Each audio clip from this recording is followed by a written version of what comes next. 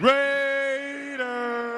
Oakland, LA, Oakland, Vegas, Raider Nation, wherever, forever! You got your old Uncle Mosh and Raiders Fan Radio from Murph's Fan Cave, taking a lighter journey into the dark side. Sit back, put your feet up, pop a top, and enjoy the ride. Here we go! Look left, look right, Bolitnikov, a leaking pass, touchdown! We miss you, we love you, and we'll see you in the Hall of Fame. When you have great coaches, then after you have great coaches, you get great players. You have a great organization, and you tell them one thing: just win, baby. Way up the middle, intercepted Filipiano at the 50, time running down. Oakland football, and I think Oakland victory. The Oakland Raiders have scored on the most zany, unbelievable, absolutely impossible dream of a play. Well, I love this team. I think this team can win. I think this team can win. All right, what is up, Raider Nation? Your old buddy Murph back once again for another what we hope to be fantastic episode of Raiders Fan Radio. Welcome into episode number 114 of Raiders Fan Radio. We are fresh off a trip to the Senior Bowl. I see an in the chat. Please don't tell me that my audio was messed up. No. Okay. No. All right. So anyway, we are fresh off a trip to the Senior Bowl, and I have an incredible amount of content to get to you all this week. We had just some amazing stuff going this week, but I can't do this by myself. Don't do this journey through Raiders Fan Radio alone. So please welcome to the southern annex of the Murph's Fan Cave desk, the one and only Uncle Mosh. Hey, it's so good to be here. It says that we had a little bit of glitch when we first got started, but now we're back up and running. It said, Kevin said, lag. Chris is saying just a little lag. It might be because it's like 6 degrees outside, and I don't know if the fiber of the internet gets frozen, but if it does, then maybe that's why. I don't know. I don't know, but Pirate says we're good, so we'll just roll with it. I know I'm frozen. And I got a numb foot. That's so cold. My Vans are not cutting it. I got a numb foot, Mosh. That's what you get for wearing Vans. Yeah, that's what I get for wearing Vans when it's all of like 6 degrees outside, right? Yeah. No, it is. Of course, all of our friends, my homies in New Jersey, where I am a member. You are a member. Thank you very much. Yeah. But you're kind of a big deal in New Jersey. Well, if you've looked at my waistline, I'm a big deal everywhere. But no, man, it's high. It was a balmy 26 degrees here today. Balmy. Yeah, neither of us knew it got that cold in the south when we moved down. No, not at all. In fact, when I moved here, we were a quarter mile from the sun, and now we're a quarter mile from Antarctica. The polar shift. You know, when it gets this cold, I keep saying to myself, "Where the hell is Al Gore?" Yeah. Where's my global warming? He's in Carthage, Tennessee, I believe. But anyways, thank you for joining us here for episode number 114 of Raiders Fan Radio. As I mentioned at the top of the show, we got a ton of stuff to get to. I have a big stack of paperwork here. We're just going to go through this. I'm going to take a deep breath. I've got a cup of coffee. I'm gonna methodically work our way through this thing because we have so much stuff to get to, and I hope you all enjoy it. So, but first and foremost, thank you to Uncle Mosh for rejoining us here in the Fan Cave after taking last week off. As I went down, as I mentioned, to the Senior Bowl. And so the best way to support Raiders Fan Radio now that we're back here in the Fan Cave, please, and as always, subscribe to our YouTube channel. You can check us out at youtube.com/Murph's Fan Cave and support us in that way by subscribing to that. Or you can find us on any podcast network like Apple Podcast, Stitcher, Google Play. And speaking of Google, if you have an Android phone, you can download the Raiders Fan Radio, which is actually now the Murph's Fan Cave app. You could download the Murph's Fan Cave app. That's MURFS fan cave. So do that, please, and subscribe and support the show in that way. And most of the show today that we're going to get to, we're going to give out respect at the top of the show. We're going to talk about the significance of the number 114. We're going to talk all about the Senior Bowl. We're going to talk a little bit about the draft. We're going to hear all of your voicemails and your emails, and then we're going to close it out with a segment that we like to call Raiders in Pop Culture. So thank you for joining us, and here we go. That was a lot of stuff.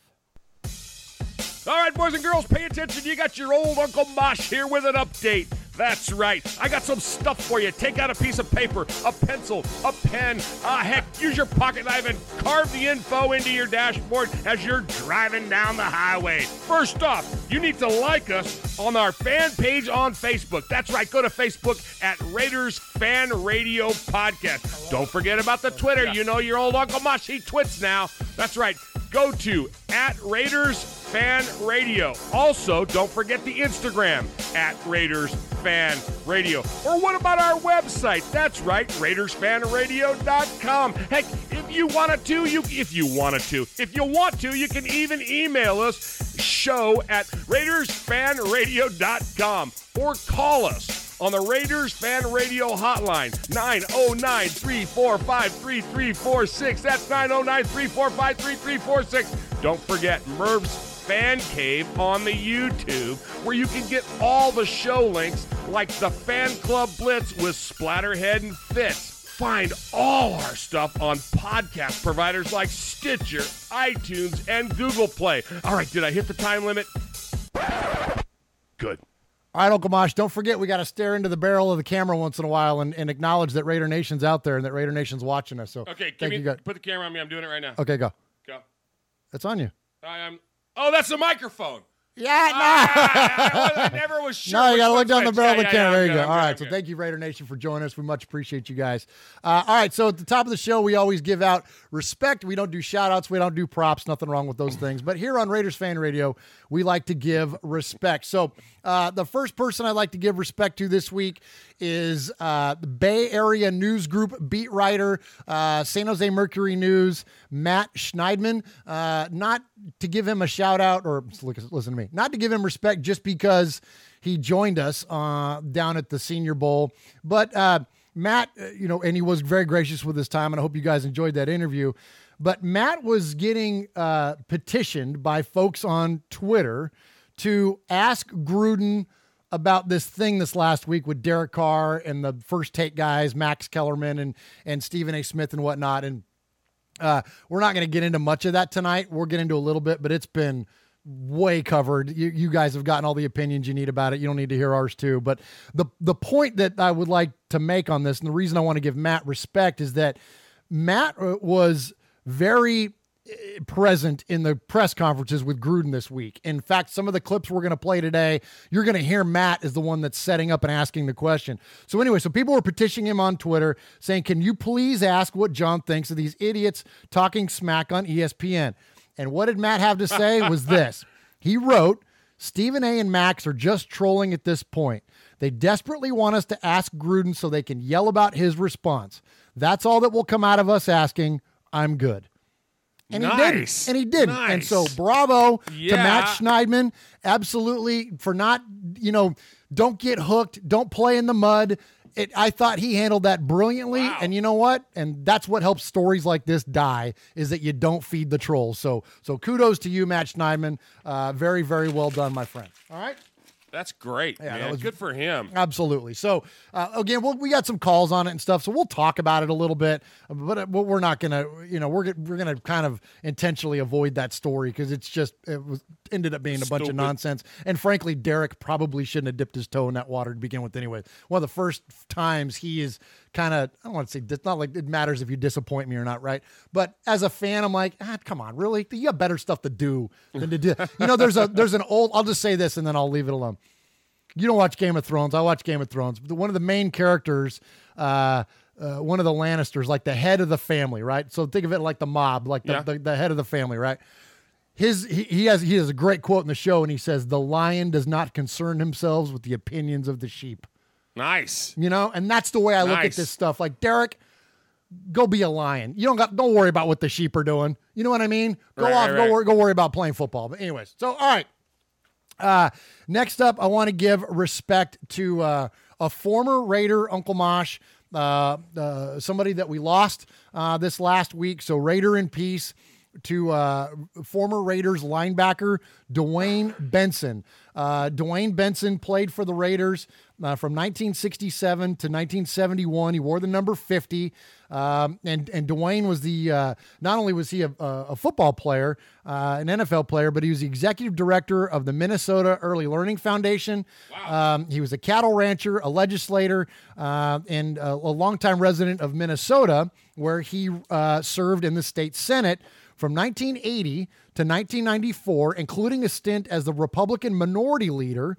And he was quoted, or it was said about him in this quote, he had an uncanny ability to walk into any situation, any meeting, anywhere, and bring humility, compassion, and intelligence, and most of all, his humor. This is something that we should all strive for. So by all accounts, this was a good man. And again, a great player for the Raiders during his time. He was drafted by the Raiders, as I mentioned, in 1967. Launched a 9-year NFL career that included playing in Super Bowl II. So that means he was a 1967 AFL champion. And then he also went on to play for the Falcons and the Oilers before retiring in the 76 season. So we definitely want to give our respect to Dwayne Benson. But something else very interesting, Mosh. You know, there's always a twist with us. Always. Something very interesting about Dwayne Benson. Now, for those of you that are listening, you can't see, for those of you on the YouTubes, I'm pulling my book down from the shelf behind me. The book is titled Badasses, and it's written by Peter Richmond. This came out, gosh, I don't know. I've had this thing a long time. You can see it's pretty worn out. I've read it a couple times now. I don't remember what year it came out. I guess I could flip to it and find out. But anyways, it's out there. You could find it. It's not that old. It's maybe 10 years old tops. Look for the book Badasses, and it's the legend of Snake, Fu, Dr. Death, and John Madden's Oakland Raiders. It's an absolutely phenomenal book. Well, when you turn to page number 90 here, and it talks about Phil Villapiano and the other linebackers and what they used to do during training camp back in the 70s. Well, that includes this one Dwayne Benson, the former Raider that again just recently passed away. So why is all this significant? Well, Fu is Phil's nickname. Sure. Dwayne's the one that gave him the nickname Fu. Oh, nice. Yeah, and the reason that he got the nickname Fu was one of the most Raider training camp stories ever. So I'm going to read to you from the book. It says, according to Benson, it was at the Bamboo Village, which is this bar they used to all party at. They went to bars? Yep. Yeah, once or twice. The Villapiano got the nickname Fu. Fu's other nickname was Ginzo, a vague reference to his Italian origin. So Dwayne Benson was trying to say Phil. Okay, but quote, due to copious amounts of liquid refreshment, the syllable came out slightly askew. So he was trying to say Phil, but he was saying Phil. So I've been that drunk. So, and it's funny, and then the last paragraph in this chapter, and it says, and they all had nicknames: King Arthur, Fu, Snake, Rooster, Boomer, Piggy, the Governor, the Hitman, Fog, Scrap Iron, Matzo Ball, Assassin, Twos, Javago, Stump, Dr. Death, Ghost, Kick 'em in the Head, Ted, Chicken Skin, Buckethead, Jethro, Augie Joe, and of course, Pinky. These guys are the best. Get this book, Badasses, Legend, the Raiders of the 70s. It's absolutely amazing. So funny. And Dwayne Benson was right up there in the middle of all that. So we want to definitely give respect to Dwayne and Raider in peace. Raider in peace. Absolutely. Hey, so while we were going over that, Raiders Voice jumped in there on the chat, and he said that today is our birthday. Oh, it's the Raiders' birthday, isn't it? That's right. January 30th, 1960. That's a good point. You know what? I don't even have a thing. We have so much stuff to get to. We would have a 9-hour show. Yeah. But I'm glad they brought that up because absolutely. Happy birthday, Raiders. Yeah, happy birthday, Raiders. So how old is that? We don't do numbers. We do numbers, but we hate math. They're not as old as me. You were born in 58? I was born in 58. Yeah, and you're 60, so the Raiders 60, are 58. I was born in December. They were born in January. So. Oh, okay. Yeah, so they're a year behind me. How's that for nice? Numerology? I got one over on the Raiders. Absolutely. Well, happy birthday, Oakland Raiders. Yeah, absolutely. That is too cool. So cool. All right, so Mosh, we always like to name our episodes after a number and draw some significance back to the... Hey, wait a minute. You're not going to go into math again, are me? No, but I'm going to go into numerology. Numerology we can handle. The rest of us aren't ready for an algebra lesson. Okay, no. I'm not going to do that kind of math. No, this is going to be good stuff. All right, so speaking of Phil Villapiano, so this is episode number 114 of Raiders Fan Radio. All right, got it. So 1114. All right, making notes. All right, so 114 backwards. I got it. Is 411. All right. So Phil wore 4-1.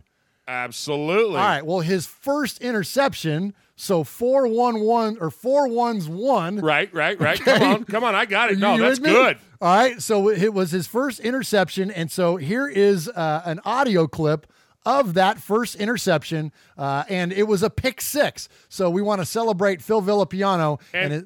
The good thing about that is exactly what you were saying, is that the ball was going in one direction, Phil picks it backwards, going the other direction. You go, Mosh. 4-1-1. Oh, I'm all about numerology. Oh, that's awesome. Yeah. All right. Here we go. Play the video. Audio. The Rams' score was negated in spectacular fashion by Phil Villapiano, number 41, who intercepted and churned 83 yards for a touchdown.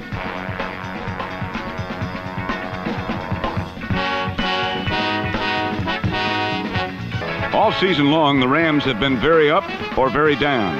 Last week, they were very down by 45-17. And for Phil Villapiano and his Oakland cohorts, it's Kansas City this week. Somehow, the Raiders don't seem worried. Wow, crazy. Let's hear from Phil. Nobody enjoyed a good Donnybrook more than sixth-year linebacker Phil Villapiano.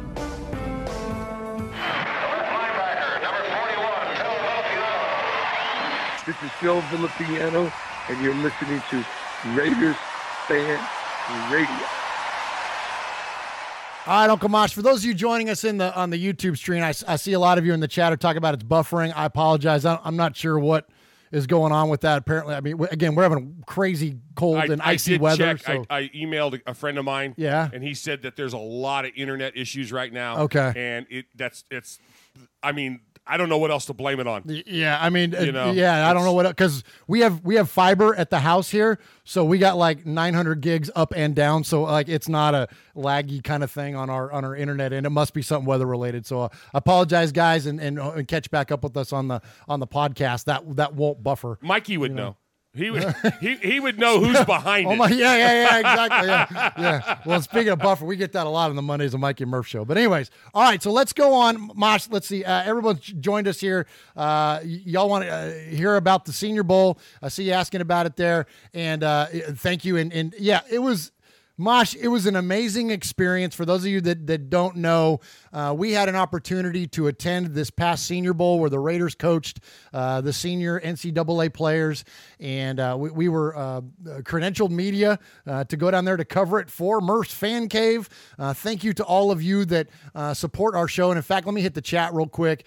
Joseph Morales, Liberals are icky, Watts Raider Critique, Pirate 1975, Raymond, Chris Potts, Sculling, I see in there. Appreciate all of you, Kevin the Raider Nerd. Appreciate all of you supporting our show in the way that you do. And because of that support, because of the popularity of our show, we were able to get credentialed to go down there and cover it for Murph's Fan Cave. And Mosh, I got to tell you, man, it was one of the more surreal experiences I've ever had as a fan going to the Senior Bowl.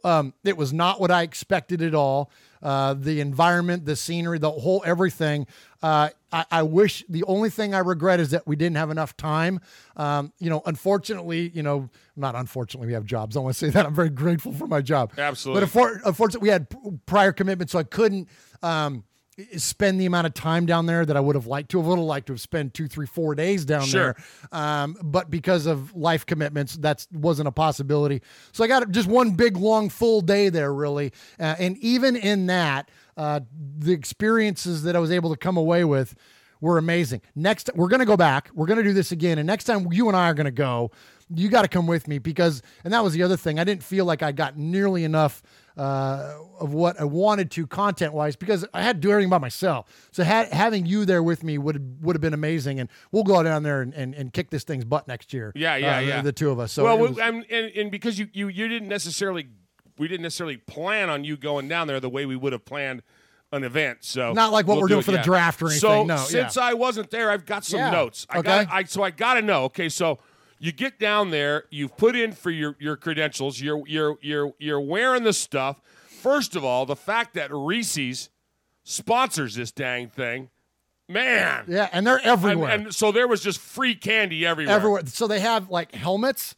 So there's like full-size helmets, right? And then they're plastic. They're not real helmets. Right. But they're like serving dishes, right? So they have these helmets everywhere, all over the registration desks and every table, everywhere. And they're all full of Reese's. Every single one of them. So did you wear a fanny pack that you filled up? There was no picture of you in a fanny pack. No, and then they have the and I have it on my notes here. The Reese's the marketing team. In fact, Cynthia from the Reese's marketing team was so nice. She came by the Raiders fan radio table, and they just have like these carts of candy, and they just come by and they're like, "Would you like some Reese's?" I'm like, "Yes, please," and they just dump a bunch of stuff on your table. Wow. And I go, thank you. And they go, and can I just ask your name? I'm like, yeah, I'm Murph with the Raiders Fan Radio. Well, thank you, Murph, for being here. Well, you're welcome. Here's some more candy. Like it was really, really cool. Okay, so you walk in, so it's really cool. Reese's has got everything set up, and you had a table. So Raiders Fan Radio had its own booth right there on Radio Row. Yeah, so it was pretty cool. Okay, so we go in from the so we enter in, you go in, you park in the garage, and then you enter in, and it's at the Renaissance, the Marriott Renaissance down in Mobile, Alabama. So it's like the Swank Hotel of in Alabama, and where you come in through the parking garage is like this second level, like ballroom lobby type area thing, okay? When you first walk in, Radio Row is the first thing you see. So like the second thing I saw when I came in from the parking garage after the bathrooms was the Broncos table and then our table. Nice. Yeah. So the way that it was set up, the Radio Row, so it was like, the Sirius XM radio guys were in the front, then the local Alabama station next to them, then the Broncos guys. And when I say the Broncos guys, I mean like their flagship terrestrial radio station. I mean, this isn't some schmuck with a podcast like me. This is like, these are for real. Oh, this is their guys that do their games and stuff. This is like the Broncos guys. Like, wow. Okay. So their table, then us, okay? Then the Jaguars radio station, then the Browns radio station, then the Eagles, then Raiders digital media. And that was it. No kidding. I'm in the middle of all these like for real terrestrial radio shows. So like when we talk about, whatever the ticket or whatever it is now, the one I always forget the one. Oh yeah. You know what I mean? The whatever it is in your market, the zone, the game, right. Those types of things were there. I was the only podcast there. The other thing that was interesting, Mosh, I was the only Raiders related audio journalist there. There was no Bay Area radio at all. No kidding. None. There was none. And there wasn't any Vegas radio. There wasn't anything. So there was no one. So the Raiders digital media guys, some of them not the nicest people in the world, by the way. The Raiders digital media guys, when they would walk by like my booth, like they would kind of almost like look down, like, who is that? Like, what are you doing? Like, because there was no other Raiders coverage. It was me and them. Like, it was crazy. It was great. So they were looking at your candy. Is what they were looking at. I think they were looking. And your Reese's. They were looking, well, and so here's the other thing too. So I didn't wear anything Raiders. Because, okay. And Big Raider Trucker Emiliano actually sent me a message during the week while I was down there. He's like, "What's up, Murph? All these pictures of you and you're not wearing Raiders stuff." Well, it was kind of weird because I was down there to represent our show. Sure. Okay. But I'm still a fan. Like, I'm not trying to pretend like I'm some freaking polished media guy. Right. I'm a fan, and I wanted to represent the fans and our fandom. But I'm also not the Raiders. Like, I'll wear Raiders stuff now on our show. But people that are down there at this event wearing Raiders stuff are Raiders. So they didn't go buy that. That stuff was issued to them. Yes, that's coaches, that's scouts, that's the Raiders digital media people. So I didn't want to front. I didn't want people to think that I was smart thinking. trying to be like something I wasn't. So, and then the other thing is that a lot of our stuff says Raiders Fan Radio on it. Well, I also know enough that there's been litigation against good friends of ours in this podcast game that have been bothered by the NFL because of their naming of their show. So I didn't want to wear anything that said Raiders Fan Radio either. So I'm like, I'll just wear all black. So I just wore all black, and I bought this hat that I'm wearing now, this Reese's Senior Bowl hat. And so I wore it. So okay, so I go in, and so I see the Radio Row, and I see the Raiders digital booth. Sure. So I go down there, and I'm starting to take pictures and stuff. And while I'm down there where they are, there's this room, like one of the meeting rooms off to the side, and it's loaded with people. Okay, and they're all watching film. And I'm like, oh, I wonder if this is like a coaches meeting or something. Okay. Right? Okay. So I kind of, I'm hanging back and I'm looking. And you got your credential hanging around your neck. Oh yeah. Oh, that was the other thing too. Seeing that laid out on the table and like and all your that lanyard, stuff. right? My lanyard with my stuff and all that. Nice. Yeah, and with Murph Fan Cave. That was so cool. So yeah, I'm like in Wayne's World. I'm like going around like backstage. Like I'm just showing everybody my stuff. Like, yeah, I'm okay to be here. Don't kick me out. And so I'm looking in this room. Well, and I'm looking at all the guys in there, and I'm like, those are like some of those guys kind of look familiar. I'm like, who is that? I'm like, are they Niners coaches? I'm like, they were officials. All the NFL officials were down there studying film. And so it was funny. So I'm kind of peeking in, and I'm like, and then it kind of registered with me who they were. And I'm like, that's what these guys are officials. Did you see Ed Hockley? No, because he's retired now. Okay, so okay. I didn't see Ed Hockley. But I saw a lot of the other ones. A lot of the other guys that you would see on Sunday were in there. So I kind of meander off and walk off a little bit, and then I start to come back, because I'm like, I really wanted to maybe sneak my phone in there, take a picture. Whatever. Sure. They show at the door. Okay. So that was the officials. All right. So the officials in Radio Row. Well, so then I go and I'm like, all right, I'm going to kind of settle into my spot a little bit, right? Okay. So I settle in. Already, there's people walking by like crazy. So Albert Breer, who worked for NFL Network for a long, long time and ESPN and whatnot, he's walking by. Paul Gutierrez covers the Raiders. He's walking by. Again, print media, not audio. Joe Shad, another former ESPN guy, is walking by. Leon Searcy, former offensive lineman. Nice. I see him. I see Drew Rosenhaus walk by, right? As I'm sitting there, Drew Rosenhaus, most famously T.O., Terrell Owens' agent. Right, the guy, right. Back when T.O. did his sit-ups in his driveway, if you guys remember all that stuff. Drew Rosenhaus is his agent. And so I see Drew walk by, and I see him, and he kind of goes off into this lobby area. And so I'm like, all right, I'm going to go and kind of see what's going on over here. So I get our stuff unpacked or whatever, our radio stuff. And so I go and I kind of meander over, and I'm looking around. And I'm just starting to kind of take in all this stuff. Mosh, there are scouts and players and agents everywhere. They're just all over the place covering this lobby area. And there's like a technology booth, like for helmet technology. There's a supplements booth, almost like you would see at like a sales conference. There's like booths set up, right? Okay. So they're all these things are set up. So I'm kind of just kind of taking it all in, and I see Drew standing there. So the only guy that was kind of like a flat jerk to me, besides the Titans coach, Mike Vrabel, I'll tell you that one later, was Drew Rosenhaus. Because Drew was the first person that I really kind of recognized that was like, and just kind of hanging there. And so I kind of go over and I stand next to him. And I didn't know what to do. I didn't know what to do with myself. Right, I'm just soaking up all this, this scene, right? And so I look over and I go, hey, Drew. And he kind of looks down his nose at me. He's like, hey. And I go, hey, man, I'm just a fan. I just wanted to say hi. I just recognize you. And he goes, oh, I'm here to meet a couple clients. Gone. I'm like, all right. Oh, okay. I'm like, okay, I see how this is going. Remind us not to get you on episode 115. Yeah, exactly. So Drew bails out. Well, then as soon as Drew bails out, here comes John Lynch, right? So John Lynch is now the former Tampa Bay safety, now the GM of the Niners, right? So I see John Lynch, and I'm like, okay, I'm in the right spot. Because the whole thing, I wanted to see Mayock and Gruden and our guys, right? So I'm just trying to kind of figuring out where I need to be. So I'm standing there. So here comes John Lynch. So I kind of hang out. I watch him for a little bit. Rosenhaus ends up talking to him for a little while. Then I see John Dorsey, the GM of the Browns. Nice. I see him kind of coming over, and he comes over, talks to some people. And then I see him go off into this like dark room. And I look, and on the side of it is a sign that says credentialed media only. I'm like, that's me. So I go follow John Dorsey into this room. You guys picture this. It's amazing. It's this big, giant ballroom, and it's got screens all over, like big screens, like 100-inch projection screens all the way around this thing.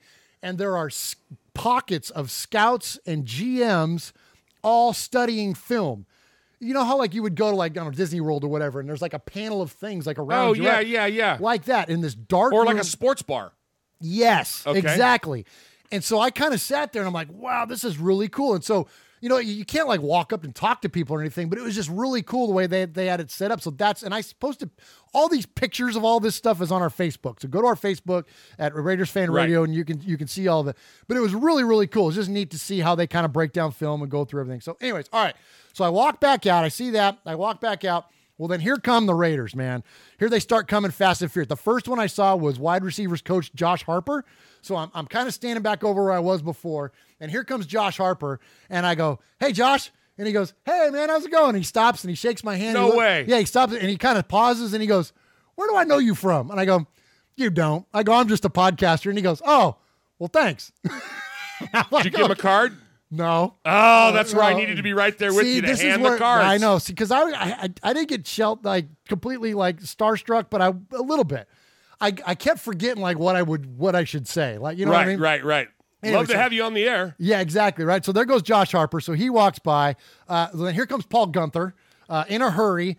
He's about 5 feet tall. Did you slap him with a clipboard? I should have followed him to wherever it was he was going to eat. Because you know what I mean? Yeah. You could tell. He was dropping Reese's wrappers as he was running by you. Yeah. So he walks by and I go, hey, coach. And he stops and he goes, hey, man. And so he just kept on walking. Like I could tell he was in a hurry. So I didn't slow him down at all. But then here came Mayock. And so nice. I'm like, all right, right on. So Mayock comes walking by and I go, hey, Mike. And so he looks up and he goes, hey. I go, you don't remember me? I go, we met a long time ago. I said, I'm just a fan. I said, but I do have a podcast, Mike. I'd love to have a couple minutes of your time. And he goes, and he kind of pointed at me and he's real friendly. And he goes, I'm doing media tomorrow. And at this point, I thought I was going to chance to be there the next day. Right. So I was like, hey, no problem at all. I go, I appreciate talking to you then. I go, can I grab a picture though while we're here? And he goes, yeah. So I got my phone and took a picture with Mayock. So that was pretty cool.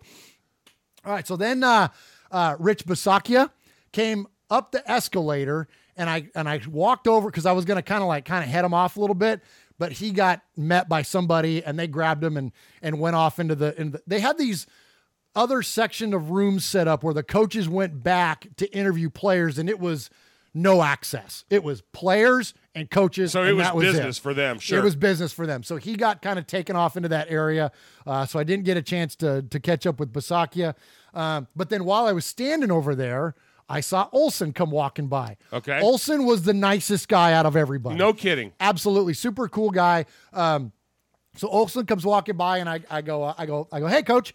And he goes, hey.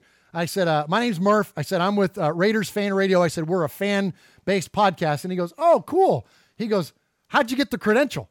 And I go, just really based on the popularity of our show. And he goes, wow, that's really awesome. He goes, so like, I'm trying to remember exact words. It basically was like, well, how popular are you? Kind of a thing, like, or how many people listen to you, or whatever it was. And I said, we're heard in over 80 countries and all 50 states and whatnot. And he goes, that's really cool. I said, thanks. Really? Yeah. And he go, and I go, can I grab a picture with you? And he goes, sure. Now I'm the only idiot in this whole building taking selfies. I'm the only guy. So what? I know. That's what I'm like. It's a good thing I wasn't there because I'd have been having you guys pose. Okay, yeah. Now you kneel, you touch, you lean. Yeah. Like wedding photos. Hey, coach, I think you blinked. Can you do that one again? Yeah. Your meeting can wait. Yeah, exactly. Yeah. So he was super nice. So he took a minute and spoke to me. So that was really cool. So then, all right. So then I'm like, all right, I'm going to go downstairs. I'm going to go kind of, because I keep seeing people coming up from downstairs. So I go downstairs. So I kind of walk around a little bit, look around what's going on. Well, then here comes Coach Buckner. Brenton Buckner is our new defensive line coach, former defensive tackle for the Panthers and a whole bunch of other teams.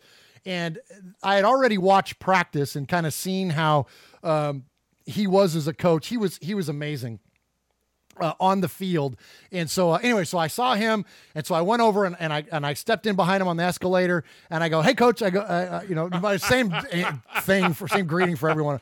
"Hey, coach," and he goes, "Hey, man," I go, "Hey," first off, I go, "Welcome to Raiders," and I said, "It looks like you're having a lot of fun out there," and he goes, "Man," he goes, "That's my element." He goes, I just love," he goes, "being out there with those kids." He goes, "That's just where I'm home." Nice. I said, "Man," I go, "that's really cool." I said, "Hey, when we get to the top of the steps, can I take a picture?" And he goes, "Sure." So we got to the top of the steps, and so I took a picture with Coach Buckner. And so anyway, so last one here, and I know I'm getting a little long here and a little wordy. So I'm kind of standing around again, and of course, the golden goose was Gruden. I wanted to see Coach Gruden, and I was getting a little discouraged because I thought, that it was the morning had gotten on pretty long. I knew they had practice coming up, and so I was worried, or not worried, but I was thinking I wasn't going to get a chance to meet him. I figured he was off in that secluded area, and that was going to be it. Well, sure enough, man, I'm standing there, and out of the corner of my eye, I see him. Here comes Chucky, and No way. so here comes, and so I see, and so I just kind of, and I gave him the what's up and a big smile, and he smiled, and he kept kind of walking right over to me, and I He wasn't surrounded by a million people or anything? Just cruising out of the restaurant by himself. No kidding. Yeah, and so so we put her in the old vice, man, and I gave him a big handshake, and I said, "Hey, coach," I said, "really nice to meet you." I said, "I'm Murph with Raiders Fan Radio," and he's like, "Hey, all right, welcome, glad to see you here." I said, "Thank you, coach." I said, "We do a podcast about the show or about the team, whatever." And he goes, "Hey, man," he goes, "We're gonna get this thing back. We're gonna bring this thing back around." And I said, "Yes, sir." I said, "We have faith in you." I said, "We trust you." And he goes, "Cool." And I said, "Can I grab a picture with you real quick while I got you?" He's like, "Yeah." So I got the phone out and I took the picture, and I said, "Thank you again, coach. Appreciate it." He goes, "No problem, man," or whatever. I'm trying to remember everything. It was such a blur, Sure. but basically he said, we're going to get this thing turned around. He said it twice. Wow. And all I could get out was, "We love you." Like, "We love you, coach." And so that was it. So then he walked off. So, I'll wrap it up with this. It was just an amazing experience. I overheard numerous player conversations with scouts. Jarrett Stidham from Auburn, I eavesdropped on him talking to one of the Eagles coaches for a long time. That he was diagramming plays. I was just like bouncing around, just listening to all this stuff. The Broncos table. How was that sitting right next to them? All right. They were one of the nicest groups of guys, and especially Steve Atwater. No kidding. Yes. So Steve Atwater, as you guys know, was a safety for the Broncos for a long time. And, and they were doing their segments and stuff, and they got to a stopping point. And I said, "Hey, Steve," I stood up and I said, "I'm Murph for Raiders Fan Radio." And he goes, "Oh, nice to meet you." I said, "Man," I "I hated you when you played." I said, "You used to just kick our ass." I said, "But I always respected the level of play that you brought." And he goes, "I appreciate that." He goes, "I always loved going to Oakland and playing." I said, "Yeah, I bet you did, because you kicked our ass for like 10 years in a row." And, it's funny. And so he was super nice. We took a picture and stuff and chatted for a little bit. And so I went back and looked at Atwater's record. Oh, no. When he played with the Raiders. So here's why he didn't say, "I always loved going to play the Raiders." He said, "I loved going to Oakland to play." Okay. So Atwater was drafted in 1989. Right. From 1989 to 1994, when the Raiders were in Los Angeles, the Raiders were 11-2 against the Broncos. Wow. When we moved back to Oakland, from 1995 to 2000, Atwater retired in 1999 from the Broncos. From 1995 to 2000, the Donkeys were 11-1 against us. Yeah, no wonder he used to love to come to Oakland to play the Raiders. How funny is that? It's kind of cool, though, because when you talk to people like that, and what did Franco say to Phil, back when he brought him to the black hole? The guys that have played us, they loved going to Oakland. Even though they were, that whole vibe of it, man, that's crazy. So it was. And so it was cool. It was an amazing experience. Thank you to Matt Schneidman and Alexis Stabler, who came by our spot there on Radio Row. And we did the interviews. And where can we hear those interviews? So that's on our latest episode. We put that up there as episode number 113, and that's live from the Senior Bowl. So definitely check that out. And we appreciate everybody and all the Senior Senior Bowl people were amazing. Jim Nagy, Rob Lahaki, the guy that's the media director down there. Everybody was just incredibly gracious. And again, we're going to look forward to going back there again next year, and we will have even a ton more. And so let's get into the actual Senior Bowl. So let's get into what it was. What did it mean in terms of the Raiders' involvement? What did it mean in terms of the players? So why did we go down there? Why is it important? Well, because the coaches had a hands-on experience with all of the players down there. And just to give you an example of what that sounds like, first off, we're going to hear from our running backs coach, Coach Jamal Singleton. Help them quarterbacks out protection-wise, slow that rush down for them. Let's get that jab level up. Y'all quiet today. Y'all too quiet for me. Come on now. Woo-wee. Get to do what you love, man. Get to do what you love. Come on. Show me them steps. Show it. Go through the motions with your hands now. Practice perfectly. Here we go. Punch, punch, punch, punch. Boom, and here. Hey, we ain't going to punch like this, right? You going to come like, bring those drive with it, right? Come on. Practice it slow. Eyes up, eyes up. Get your eyes up. Play with your eyes up. Don't look at the ground. You know where your feet are at. So go. Come on. I want to see some feet and eyes. Come on. Good, good, good. So go. Good, good. We said we wanted to be better today than we were yesterday. There's ample clips that I can pull up of things we did bad yesterday, got cleaned up today, right? It's all about getting better. We worked. Keep putting good stuff on tape. All right, so there's Coach Jamal Singleton. Man, he's awesome. So you can kind of hear the rattling in there. He's got this, they have this really cool coaching tool where they got a ball and then it's got a cable attached to it with a handle. And so the running backs are hanging onto this ball and he's going like, he's jerking it. Like that was great radio, by the way. I guess I got to explain what I'm doing. He's like jerking on the handle, like trying to like rip this thing out of the player's hand. So it's pretty cool, man. So anyways, I didn't get a chance to meet with him. I saw him, another one I saw from afar and couldn't get to, but it was really cool. So the coaches get this hands-on time with the kids, with the players, and the players loved the Raiders coaches. That's a good job today, man. Really good job. Good job working together.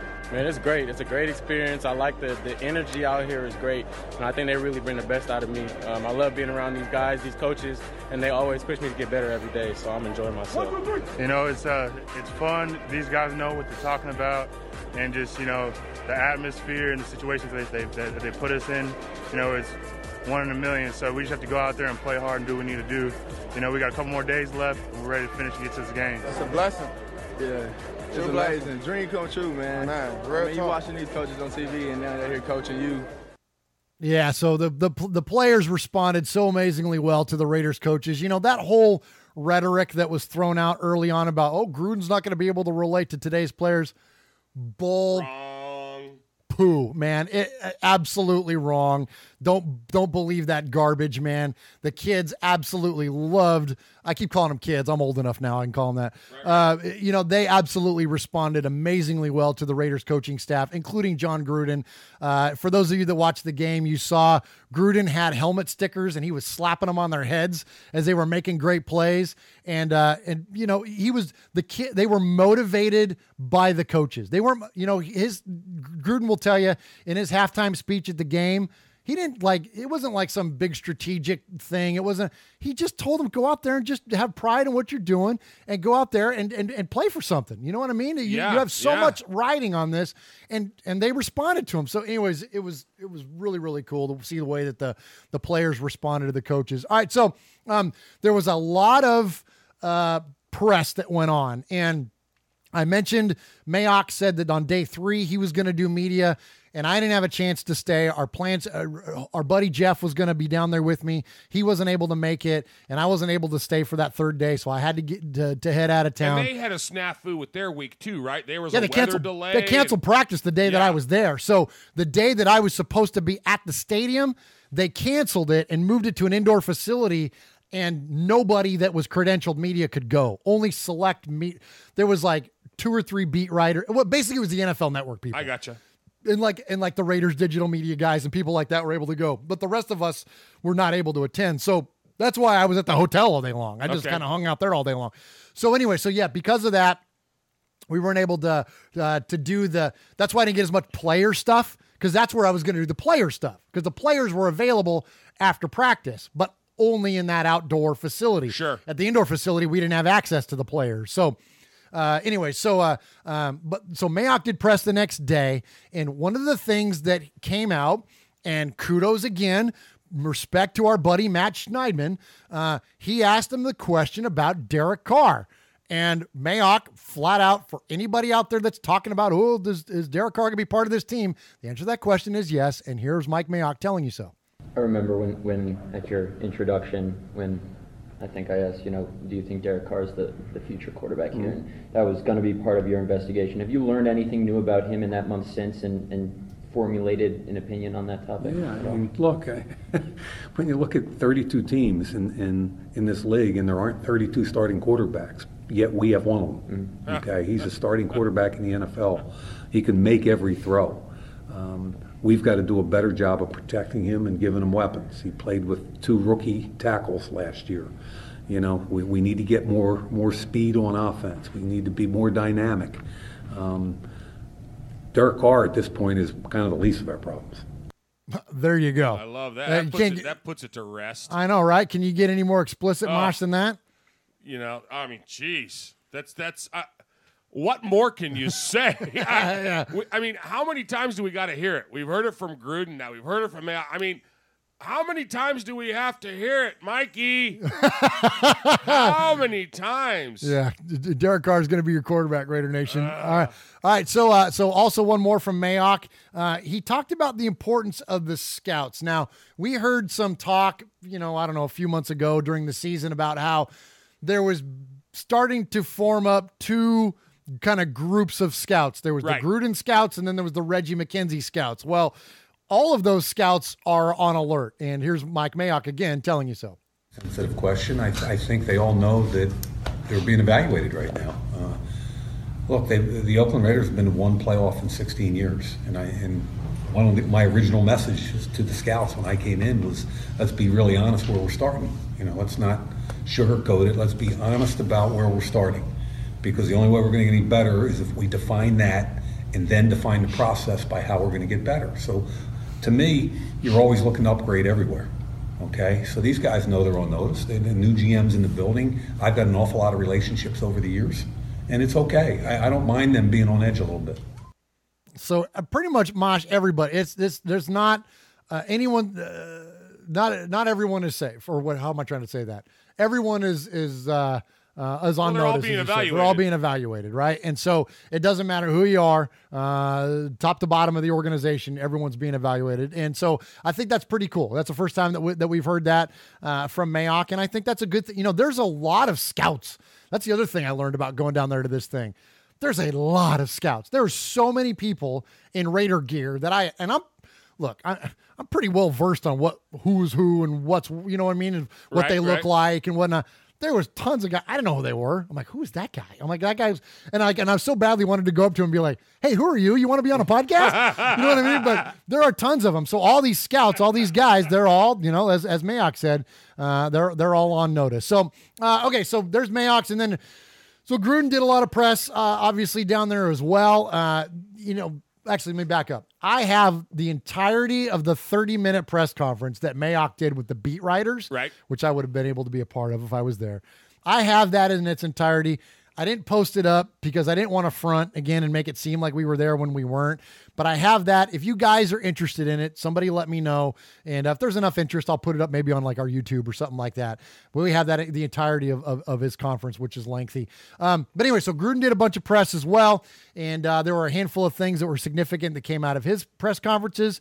The first one I have for you here is interesting because this is the first time he refers to what his actions have been with the Raiders to this point as any kind of a rebuild. He refers to it as a reset. Oh, nice. Struggle to win games. That was hard. It's not easy to lose. And I think that's the hardest part of this reset. It's also exciting to have an opportunity to work with a group of guys that are fully committed to bringing the Raiders back. All right, so I thought that was interesting that he refers to it as a reset, and I think that's fair. I think that's a fair way to put it. You know what I mean? We all know it, right? So it'll at least acknowledge it at least a little bit at this point. You mentioned Mikey. That'll make Mikey happy that Gruden actually acknowledged the fact that they're redoing something. You know what I mean? Exactly. All right. Okay. So next up, another big soundbite that came out this week from Coach was he referred to his evaluation of quarterbacks and their size. There was a handful of undersized quarterbacks in the Senior Bowl, like Trace McSorley from Penn State, and Gruden was talking about how he viewed the quote undersized quarterbacks nowadays. Like that a lot until I saw Drew Brees twice a year in Tampa, and then I met Russell Wilson coming out of NC State, and now I'm watching this kid Murray at Oklahoma, and I am putting away all the prototypes that I once had. I used to have a prototype for hand size, height, arm length, all that stuff. We're looking for guys that can play and do a lot of different things, and they come in all shapes and sizes nowadays. So a lot of people took that as, oh man, they're going to draft Kyler Murray. Right. Derek Carr's on his way out. No, that's not what he means. He's referring to, again, it's context at the Senior Bowl, talking about specifically those types of players. Yes, he's reevaluating because he sees other people go on to great levels of success at that size. So all he's saying is that, look, I got to reevaluate. That doesn't mean that Derek Carr's on his way out. Pump the brakes on that stuff, guys. Pump the brakes. All right, so next up I got for you, I got Gruden talking about the significance of coaching at the Senior Bowl. This is the fourth time that I've coached it, and it is an advantage, I think, because the pool of players every year is what it is. Sometimes it's a deeper pool. Sometimes it's not quite as deep. But you're going to get to learn 100 players and get some hands-on information that you couldn't get if you weren't coaching the game. So, you might eliminate 4 or 5 players from your thought process. Sometimes that's just as valuable as moving 4 or 5 guys up on your board. But you get a chance to see them behind the scenes, who really loves it, who really learns it, and who can really execute a lot of football that you're putting in a short period of time. So it'll be very beneficial to us. Well, Uncle Mosh, I want to ask you your opinion on this. So something that I thought, and this was an interesting takeaway for me and something that I didn't think about going into this, John is using this, and the scouts and everybody else, using this as an opportunity to evaluate players beyond just film. They're shaking hands, they're looking each other in the eyes, they're talking, they're sharing, experiences. You as a longtime coach, how important is that? We hear about the way of like, oh, you can't measure a guy's heart. You can't. How important is that? What differentiator does this give a guy like Gruden versus someone who's not coaching the Senior Bowl? A lot of folks have a lot of issues with our quarterback. Okay, so he checks down too much. He missed the ball. Blah blah blah blah blah. And then a lot of the apologists say, well, he's 1 of 32. He's done something right. But from a coaching perspective, what Gruden's looking at is if I tell a kid to do something and he can do it, and he has the talent to do it, or maybe he doesn't have the talent to do it, but he's got the heart to try it, and he's coachable, and you can make him do A, B, or C, that's what they're looking for. So when you can evaluate plays, you can evaluate film, you can talk to somebody, but to be on the field and to say, I need you to do this and this under this kind of stress or this kind, I got to see how you react. That's where it comes alive for them, Okay. It's not in practice, they're wearing the red shirts, you can't get hit, or whatever. The skill players, go easy on them. But in a game situation these guys are, I guarantee they were going balls to the walls in practices, man. Oh, yeah. Because there's a lot of eyeballs on them, right? Absolutely. So the ability to be there and to say, let's make these, here's your obstacle, let's make the adjustment, and if they can relate that to them and they can pick up on it, man, that sends volumes, man. It says volumes of their football mentality. And we hear that phrase talked a lot. Yeah. They talk about, I know you don't like him, but they talk about Pepe all the time. He had a football brain, man. Yeah. Well. And there's been a bunch of them that, undersized, quarterbacks all the time get talked about, but they got Breeze. Breeze is one of those guys. Yeah. They got a football brain. They can be coached up or be taught to make adjustments. It's crazy. I don't think there's any better tool for the coach to actually be able to get hands-on. That's awesome, man. Yeah. Yeah. I know in baseball, it's like, let's get out there and, a lot of coaches used to like to throw batting practice. Right. Because let me see what he does if I brush him back from the plate. Does he stay? You know what I mean? Yeah. How's he going to react? Right. So it's the same kind of thing. How's he going to react if in this setup and he knows what the defense is going to do? How's this guy going to react? If I tell him I want you to cut in, juke out here, and then do whatever, is he going to be able to do that? So I think it's imperative that they get there. That's a great opportunity for a coach to get down. And I think the coaches that don't want to do that and look at that as a chore, man, they're missing something. They're totally missing something. That's good stuff. That's good analysis there, Mosh. Appreciate that. All right, and that kind of fits into my last clip here. This is, okay, you ready? You're going to get an exclusive. This is an absolute exclusive from Raiders Fan Radio from your buddies Murph and Mosh here in the Murph Fan Cave. So for those of you that are in the chat, Joseph Morales, Sam Acosta, Raider Critique, Watts Raider, White Stallion, who else is in there? You guys, did I say Watts Raider yet? Yeah. Okay, so you're going to get an exclusive, man. So this is from an event that happened post-practice, before the game, but post-practice on Friday at the Senior Bowl. There was a leadership summit. It was Ozzie Newsome. It was Coach Kyle Shanahan of the Niners. It was John Gruden. It was a lot of people. It was local people from down there in Mobile. But Gruden and Kyle Shanahan at one point were on stage, and they were discussing egos and personalities and leadership and whatnot in the organization. Our microphones were there, and John Gruden dropped the bomb about one of our former players, one of our former Raiders. One of the top 5 names that shall not be said. Shall not be named. And so, again, you're going to hear that exclusively here on Raiders Fan Radio. And so first you're going to hear Kyle Shanahan, and then you're going to hear John Gruden. Everything doesn't always make the best team. I've found just the best coaches. You don't necessarily try to get the number one receiver coach, the number one quarterback coach, the number one. That doesn't always work together. You try to get the best of everything, but they got to be the best together. And that's how you try to build a team. That's how you build a staff. That's how you build a building. That individually, someone might be better than other, but what's the best team? And if you have too many alpha males trying to dominate a room, you can't get anything done. Well, I think, first of all, most of the players that we have strong personalities. They were captains in high school, they were captains in college, they're decorated players, they've had a lot of success. And we're looking for players here in the Senior Bowl that have strong personalities. Now, it's our job as coaches to try to channel some of the personalities in the right way. And sometimes I think meeting with these guys privately, learning about them, what their message might be to the rest of the team, not only verbally but non-verbally, is important.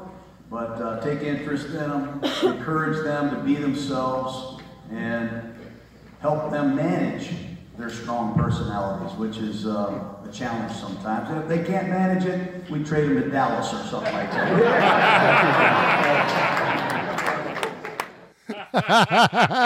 Where do they trade him? They trade him to Dallas, Mosh. Here is latest draft. There's a draft! Today's our draft. Watch out for drafts. This is the NFL draft. The first draft. Look, I'm entering a draft. He's going pro in the draft. You're going to the draft? Surefire first round draft pick. Draft looks solid. Good luck with the draft. They drafted me. Apparently you were drafted. I drafted you. I got drafted. Another successful draft. Yeah. Shallow draft. Draft picks. It's my third draft. You only get drafted once. Well, it's draft day. Let's talk about the draft. This is gonna be the worst draft yet. It's our draft. You draft me in the first round. number 1 draft choice, signed a big contract. Excellent draft.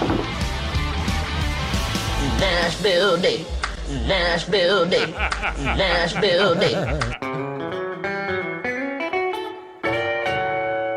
All right, Uncle Mosh, we got some draft news for you here. Update. So the draft, we talked last week about how last time we were together anyways, how they hadn't announced any locations. Right. We didn't know how you were going to get tickets. We only knew it was going to be in Nashville. That's all we knew. Well, now we can answer those questions. So as recently as today, it was announced, partially last night, and then today, it was announced 2 major developments, okay? Number 1, if you're coming to town for the Nashville draft, in order for you to get a ticket, all you got to do is download the app. That's it. They are free. So that means if you're coming to Nashville, you're going to be able to go to the 2019 NFL draft. So there's no info yet on the app itself. I haven't even downloaded it yet. But all you got to do is download this app and register it, because you will have to go through security and whatnot. But basically, it's going to be wide open. The reason that it's going to be wide open is that the location of the majority of the draft is going to be on what's called Lower Broad here in Nashville. So Lower Broad is down by the river. It's at the end of Broadway, which is like the end of the one of the big main drags here in Nashville.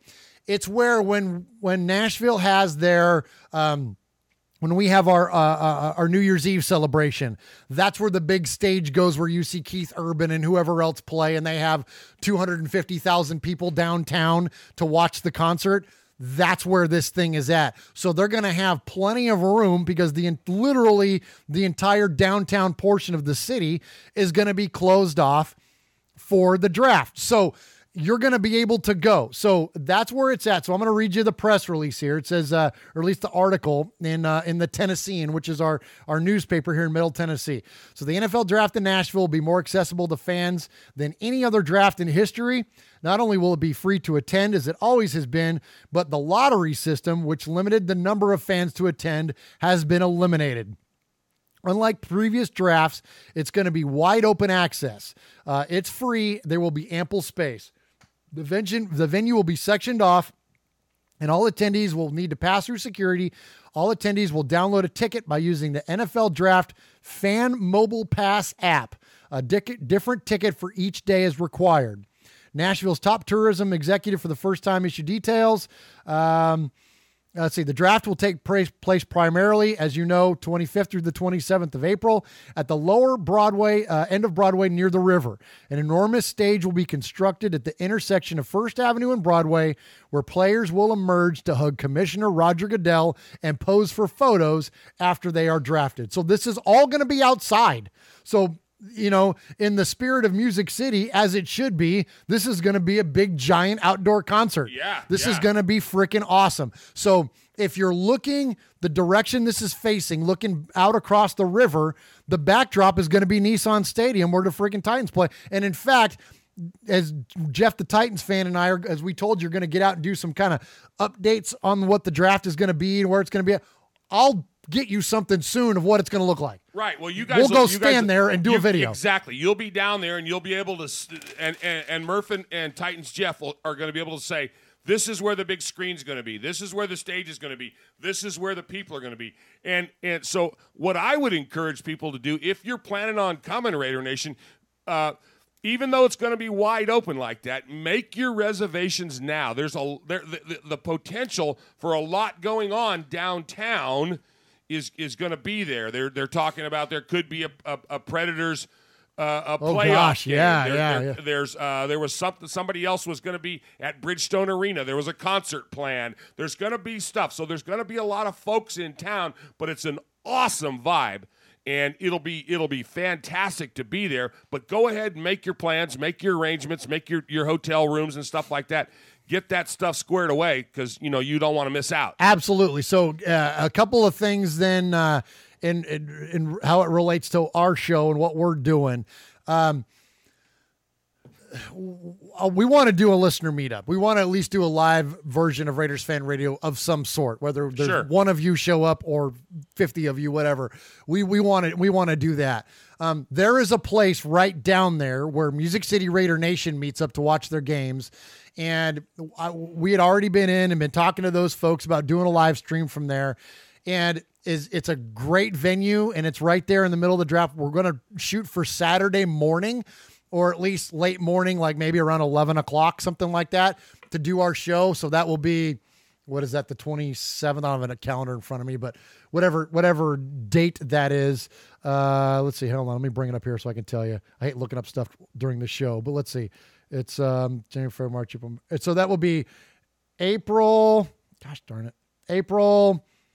27th. Okay, so April 27th, which is the last day of the draft, we're looking to have our listener meetup / live stream. Now, we may do other stuff prior to that on Thursday or even that Wednesday before, but our official one where we want to have you guys come and hang out with us, that will be on that, and probably on that Saturday mid-morning. So that said, the place we were looking at is right down there where all this stuff is. Right in the middle of it. But it's a 21 and over place.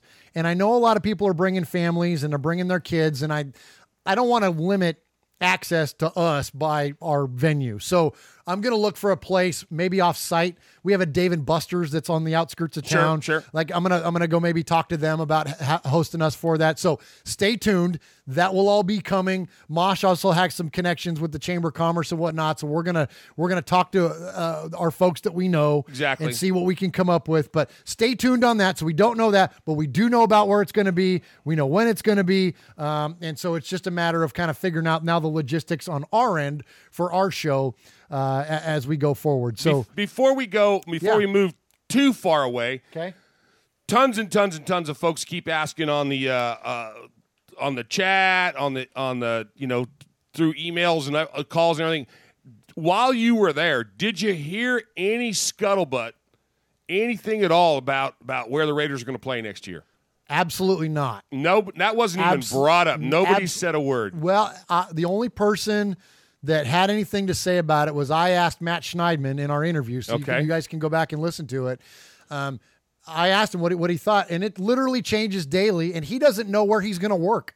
Like, I mean, this is a guy that works and lives in the Bay Area covering the Raiders, and he knows if they if they stay in California, he's going to continue to cover them. I heard him say, I listened to that, and I heard him say that he's not sure where he's going to have to relocate to. He does know he's going to probably end up in Vegas, and you asked him about relocating there. But yeah, that's all TBD, man. So, but nobody else in. Now, isn't there something supposed to happen next week? Is that right? Yeah. There's a deadline that the NFL has put on them to make the announcement, and they won't make it to steal any thunder from the Super Bowl. Super Bowl, right. So it will be after the Super Bowl is over. But yeah, there's a deadline. I don't remember what the date was off the top of my head, but sometime in February, they put a deadline on the Raiders to make a decision. And, I swear it's like every day, and I've asked people that are as connected as you can get, at least close to the organ. I don't even think the Raiders know. I don't think anybody truly knows where the team is going to play. Right. I think they have a handful of options, and they're weighing those out. I know that, look, even the league will tell you that, the Goodell or whoever, and Goodell spoke today. I didn't hear his press conference. I don't know if he addressed it or not. But, they would want him to play at Levi's Stadium. But Mark Davis is adamant about not being a little brother to the freaking Niners, man. Yeah, I don't blame him. But you think about it, though, that really makes the most sense. It makes the most sense. Matt Schneidman thinks they're going to go to AT&T. He said, or now it's Oracle Park, where the Giants play. Right. He thinks that's going to be the place, and it's literally turning your back on Oakland. I mean, yeah, and because Gruden wants to play on dirt, and he said that. Yeah, he said he wants to play on dirt. So I think if I had to bet on it, I would honestly, and I'm never anything but honest with my opinions. I would say they'll go back to Oakland. And if they don't go back to Oakland for one last year, then they go to AT&T. It's a real pain in the butt for the team to keep offices in Alameda and play somewhere else. So, going to San Diego is not that far, but it's still a road trip. It's a road trip for every freaking game. And it doesn't matter where you go, whether it's San Diego or you go to Sam Boyd Stadium in Vegas or San Antonio or wherever else, guys, it's a freaking road game. So they're going to want to stay in the Bay Area. So there's really 3 viable options in the Bay Area. It's Oakland, it's Levi's, and it's AT&T Park. Well, they don't want to play at Levi's. Mark Davis has said that. He doesn't want to do that. So that leaves you Oakland and it leaves you AT&T, or I keep calling it AT&T. Now it's Oracle Park. It leaves you one of those two. And so I really think it comes down to, and so will cooler heads prevail? And Mark just say, you know what? I don't care if they're suing me or not. Here's $7 million. Play our last year in Oakland, and then we're out of here. Yeah, and we might know something by next Wednesday. We might know something by next week. Yep, hey, let's move on. All right, one last thing real quick. Let's hear from Vice President of Events, Mark Shapiro, and his quick little rundown of the draft.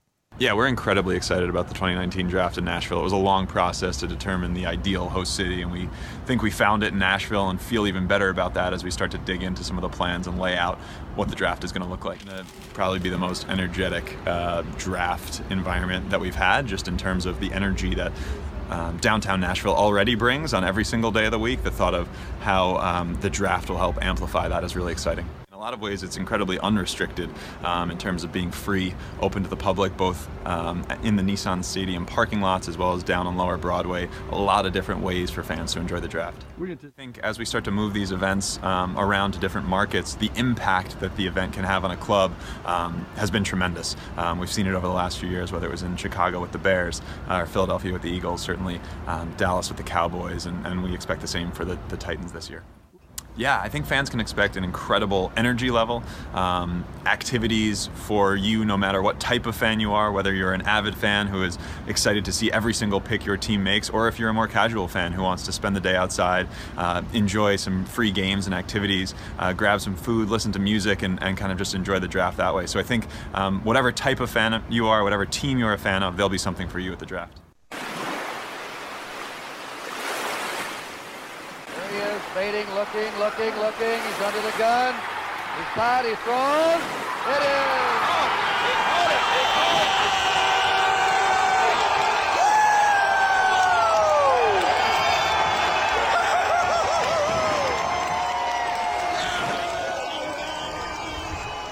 Uncle Mosh, I've talked a lot on this episode.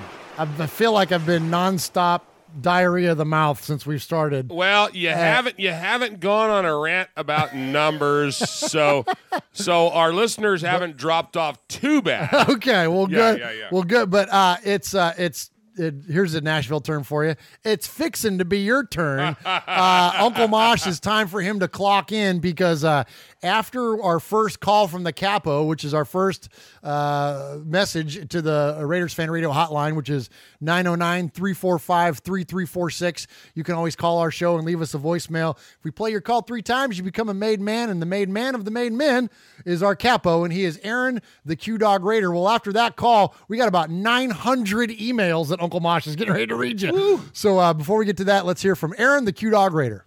Greetings, Aaron, your Q-Dog Raider, calling from the east side. Your Capo has quite a bit to unpack this week. Mosh, Murph, Sonny, little Murph. I bet he laughs at that boy over this past break, but let's get back to it. Hey, what's the deal with this beef that I keep on hearing and reading about between Stephen A. Smith, my paper Neo, and Derek Carr, our beloved number 4 quarterback? Look, I'm willing to go ahead and put up some bread in order to watch this UFC if Dana White can sanction the bout. I mean, I definitely got, Derek Carr folding up my honorary bruh. Even though I like to pull for the team, I don't think that, he's built like that. And I'd like to see everything that Mike Mayock is bringing to the table. This guy, he weighs in last Friday, and I quote, I like our quarterback. I like the attitude, given all the Twitter banter back and forth. So for what it's worth, Mike Mayock is really paying dividends. I'm going to tell you another thing that he did. Now, last week we know that the Senior Bowl went down, and our beloved coach Chucky took our North team to a very convincing victory. Now, that was good in and of itself, but the most important thing that came away from that weekend, albeit that Josh Allen didn't compete, was that there was an article written by Vic Tafur, and he outlined a chance meeting and dinner had between our coach Chucky and let me see, who was he talking to? Oh, Joe Siegel, whatever his name is, the super agent, the agent for the Heartless Wonder down there in Dallas, and then, of course, the generational talent whose name we will not utter. But they were able to break bread and hash out a lot of the ill will and bad blood that has gone by since certain people didn't sign and others didn't perform in order to get these first-round picks that I am so salivating to get. But the thing is, they buried the hatchet. Now, call me crazy, but I think this is Mike Mayock doing his GM duties. The last GM, love him. Too bad, so sad that he's gone. But the thing is, there was no communication between Chucky and he who shall not be named, which is why he was ushered out of town. Mike Mayock, for some reason, has gotten through to Chucky that this is good for business moving forward, seeing as though this Siegel guy is going to represent so many of the outgoing seniors into the draft. It's just good business. Kudos to that. Now, there's something else I wanted to get to, and I'll probably get cut off, so we may have to run this call on. But a lot of the reason why the Raiders did so pitifully last year had to do with red zone conversions and third down conversions. Last year in 2018, we were damn near at the bottom of the league with 37.1 and 53.5% respectively. Now, if you look at the team that won the division, the mustard, mayo, and ketchup-clad team that claims to be a kingdom, although we all know that it's a chiefdom, they were very productive, which is why they won the division and actually went to the very final game of the AFC Championship. Let me talk about what they did in order to succeed. They converted 47.2% of their third downs and scored 71.8% in the red zone, whether it be touchdowns or field goals. We pale by comparison. If we shore that up and get a linebacking core, I think, we will be able to be in the hunt in 2019 in order to make the playoffs. It ain't hard. It ain't rocket science. Now, we've got over $70 million in order to spend. Let's spend it. And getting back to Siegel, I've come to find out that Siegel is representing Josh Allen, the all-world senior linebacker coming out of the University of Kentucky. Chucky smart, Mayock smart. No wonder they sat down and had dinner with this guy. We need to get Josh Allen. Siegel's the way to make it happen. That's all I got for this week. Oh, what am I thinking about? The hit list. The entire linebacking core. This call is dedicated to the cute automated Apple voice chick. I don't know who this person is, but my goodness, she sounds sexy. She can get it. Rue, y'all. He's out of control. He's the best. I love it. He's the best. So great call as always. Amazing stats in there, and I'm with him as usual. Something interesting though. So that meeting that he's referring to did go down during the Senior Bowl. He's absolutely dead on that.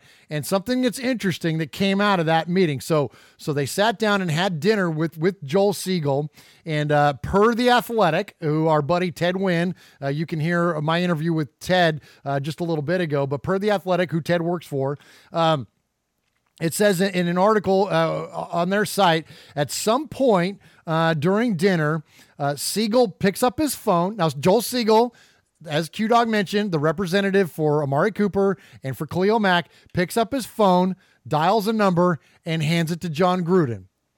It was Khalil Mack. The two chatted for a while. Gruden congratulated him on a great season. Mack wished him luck with this year's draft and good luck turning things around. Gruden hung up and said that was pretty cool. Well, so they didn't talk at all last season when Mack was holding out. And then, of course, the Raiders traded him. But they had an opportunity to have a conversation over dinner, and Q-Dog is absolutely right. They're making nice with the guy because I think Josh Allen is on their short list of players to be drafted. I don't know if he's going to make it to the Raiders at number 4, but they're certainly doing the right thing to set themselves up to, if they do draft him at number 4. Now look, the rookie contract's going to take care of itself, but when it comes time to sign Josh Allen to a long-term deal, they've already got a relationship in place. And again, not only for Josh Allen, but numerous other players that Joel Siegel may go on to represent that the Raiders are going to be in negotiations with. So great call, as always, Aaron, and that's a really cool story to come out of Senior Bowl. All right, Murph. All right, your turn. Clock in, Uncle Mosh. Oh, my goodness. I'm going to lean back here and watch you work. Well, so what's new, right? The cameras don't show what I do around here. Everybody always asks me. I was gonna make a joke about dropping trowel, but I'll say that. Don't tempt me. So I get a lot of folks will ask me, "Hey, wow, man, Raider, the fan cave is amazing. You guys' studio is outstanding, and it's so cool. Blah blah blah." And they're like, "Well, Uncle Mosh, what does your fan cave look like? What's your what's it like in Mosh world?" Yeah. And I'm like, I have to explain to my wife that football isn't played with a bat. There's not a lot of fan cave. My fan cavedom is here. My fan cave is here. So, all right. So anyway, first up, man, we got a ton of emails to get through. So I'm going to run through these. Running Bear was our first emailer, and he says, "Hey Murph, Mosh, I'm thinking about where our team sits before the draft. Right now, we got 50 players under contract, but several will likely be cut out of that 50. We also have 33 free agents on this team. So unless the perfect player for this team is sitting at number 4, number 24, and number 27, we need to trade back and get more picks. We have too many needs to either stay at the spots or trade up. We should also look at trading our picks for known players, as we need as many players as we can. We got to get the hits, not the misses. And the draft is very much a guessing game. Thanks for all you do, and salutations." And he says, wonderful things about us. This is the best place for us Raiders to hang out. So thank you for that, Running Bear. We appreciate that so much. But he brings up a great point. The draft is a guessing game. Oh, yeah. And so, and we've talked about that. Do we trade up? And it's nice to be able to have 3 number ones. And, so which one of those are you going to trade? If we're going to trade any of them. Yeah, do you package the 2 of them? I asked Matt if that was a possibility to package 2 and move up. And, he was like, it's kind of all on the table right now. I'm with you, Mosh. It's nice to have options. Yeah, right? Yeah. Anytime you can have something to go back on, you don't want to show your whole cards all at once, and it's so fun when you think about it. That's the dynamic of the draft, man. It's 32 groups of guys that are playing chess. Yeah, it's a 32-person chess game. Yeah. That's awesome. And it's all posturing even now. That's the other thing, too, I'll throw out there, too. When you hear things get made mention of, whether it's Mayock or Gruden or anybody else, and they refer to a certain player, or they refer to, trading a player, whatever it may be, a lot of that is posturing because they want people to think. The Raiders want you, the proverbial you out there, to think that they might draft a quarterback at number 4, or they might draft because they want other teams to want to move up to go get a quarterback or to go get a player. So they're going to drop these seeds to try to get people right. They're going to try to drop. They're going to try to get people to hook people into action. So it's a poker game or a chess match, like Mosh said. So don't buy into every little thing you hear because a lot of it's posturing, setting up the future moves. Right? Sure, you bet. All right. So next up was Scotland's Dave Love. And he writes in saying, "First of all, a belated Happy New Year to you and yours. I've heard all these Scottish imposters muscling in on the sea of fans and thought it was high time that Scotland's Dave Love reestablishes his position. You guys gave me the moniker after all." So a couple of things he wanted to touch on. Today's the 21st of January. That's when we got this. Widely known, at least here in the UK, as Blue Monday. Okay. I didn't know that. Did you know that? Uh-uh. It's called Blue Monday because it's supposed to be the most depressing day of the year after Christmas festivities because Christmas has become a distant memory, and the credit card bills start arriving today. Yes. Well, not this year, Raider Nation. That's what he says. Oh, okay. All right. So, first, the condiments get their just desserts overnight, UK time, and return to their rightful place out of the playoffs. And then the rumors are proven true that the silver and black are coming back to Blighty this autumn. Happy days. So he's, Yeah, they're headed to London again, playing the Bears. So this past year was a tough one to take for Raiders fans, as it was for me personally for all sorts of reasons. I know he's not going to bore us with those. And he says, who knows what this next year will bring, but I'm choosing to believe the only way is up and the journey starts today. On a personal note, I know how glad I am, and many other fans are, that we discovered you guys. Well, thank you for that. Thank you. Connecting with you and talking about my love for the Raiders on the show was a personal highlight for me and set against the tough 2018. It only made me realize how important my Raider fandom is in my life. So he goes on to thank us for what we do, and he wishes all the best to all of Raider Nation for the 2019 season. Wow. Awesome. 2019. Does that trip you out? That just blows my mind. Yeah. It just blows my mind. In next year, when we do 2020, are we going to have like Barbara Walters? Oh, clips? you know it. Yeah, Hugh Downs and all that stuff. Yeah, absolutely.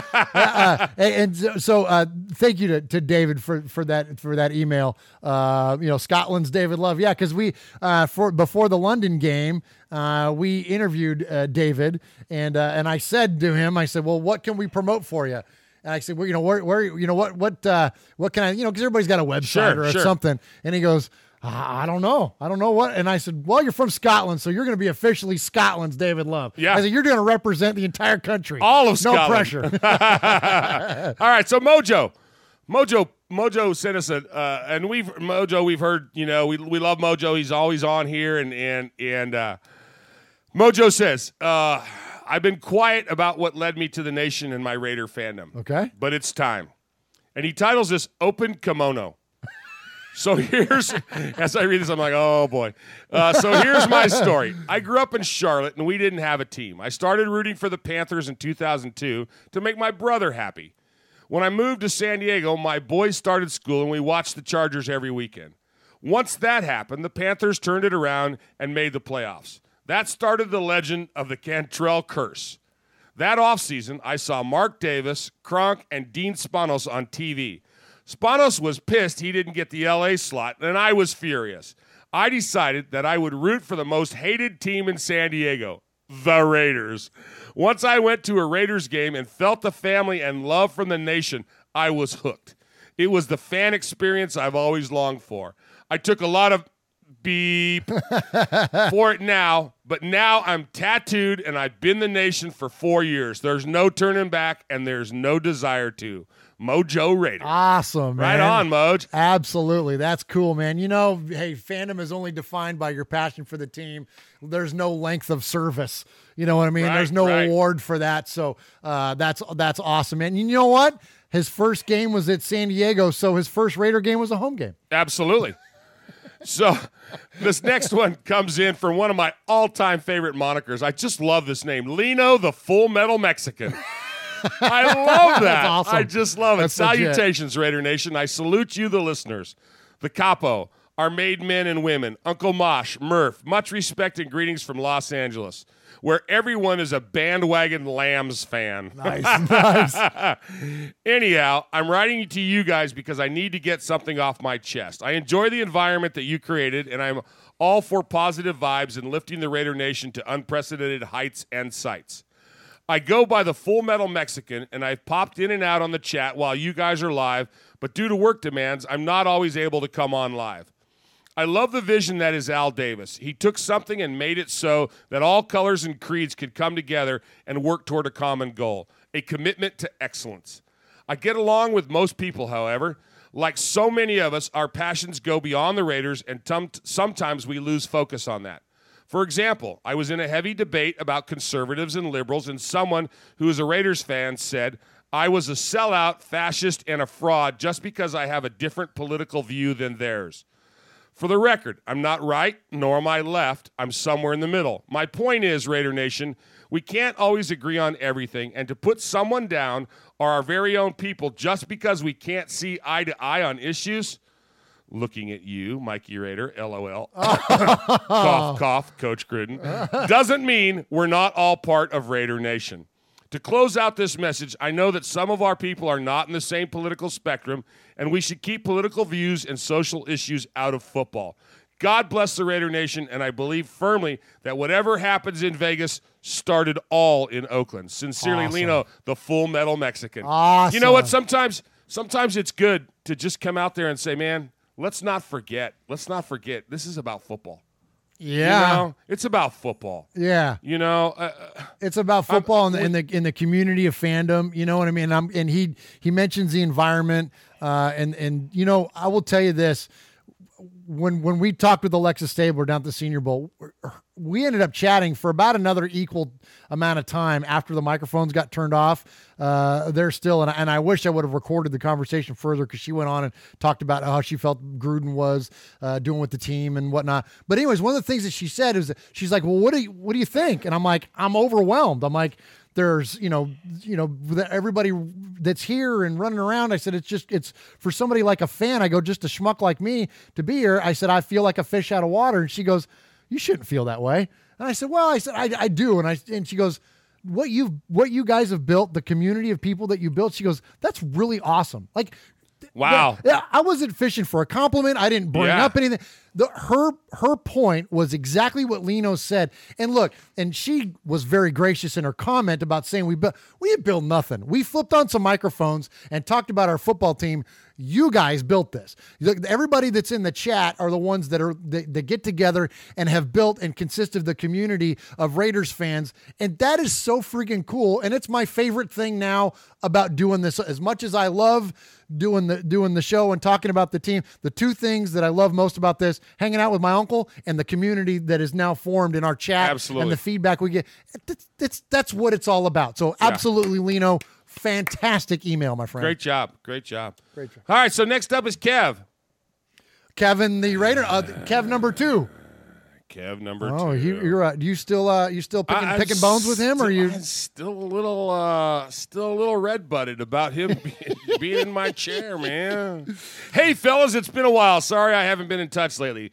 I started my own business and been flat out. No, that's a different Kev. Oh, we got Kevin the Raider Nerd audio. Oh, was that supposed to come after that one? Yeah. Oh, my bad. My bad. I put that in there to give you a break, but go ahead and do Kev from Scotland.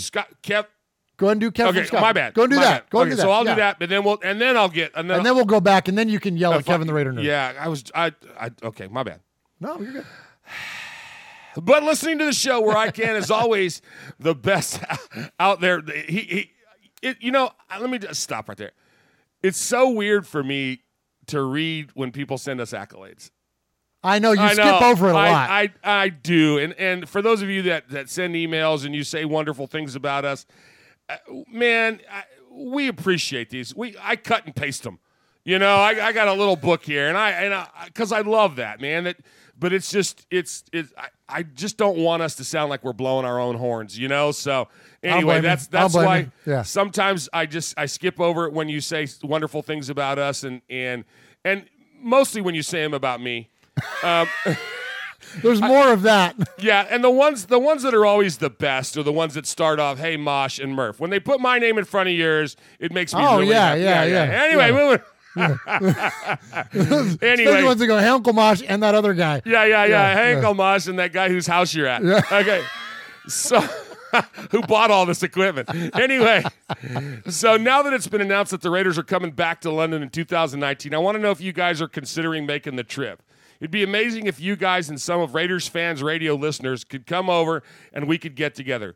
Safe to say the Silver and Black UK are already making plans for yet another huge year of events, for all of Raider Nation from all over the world.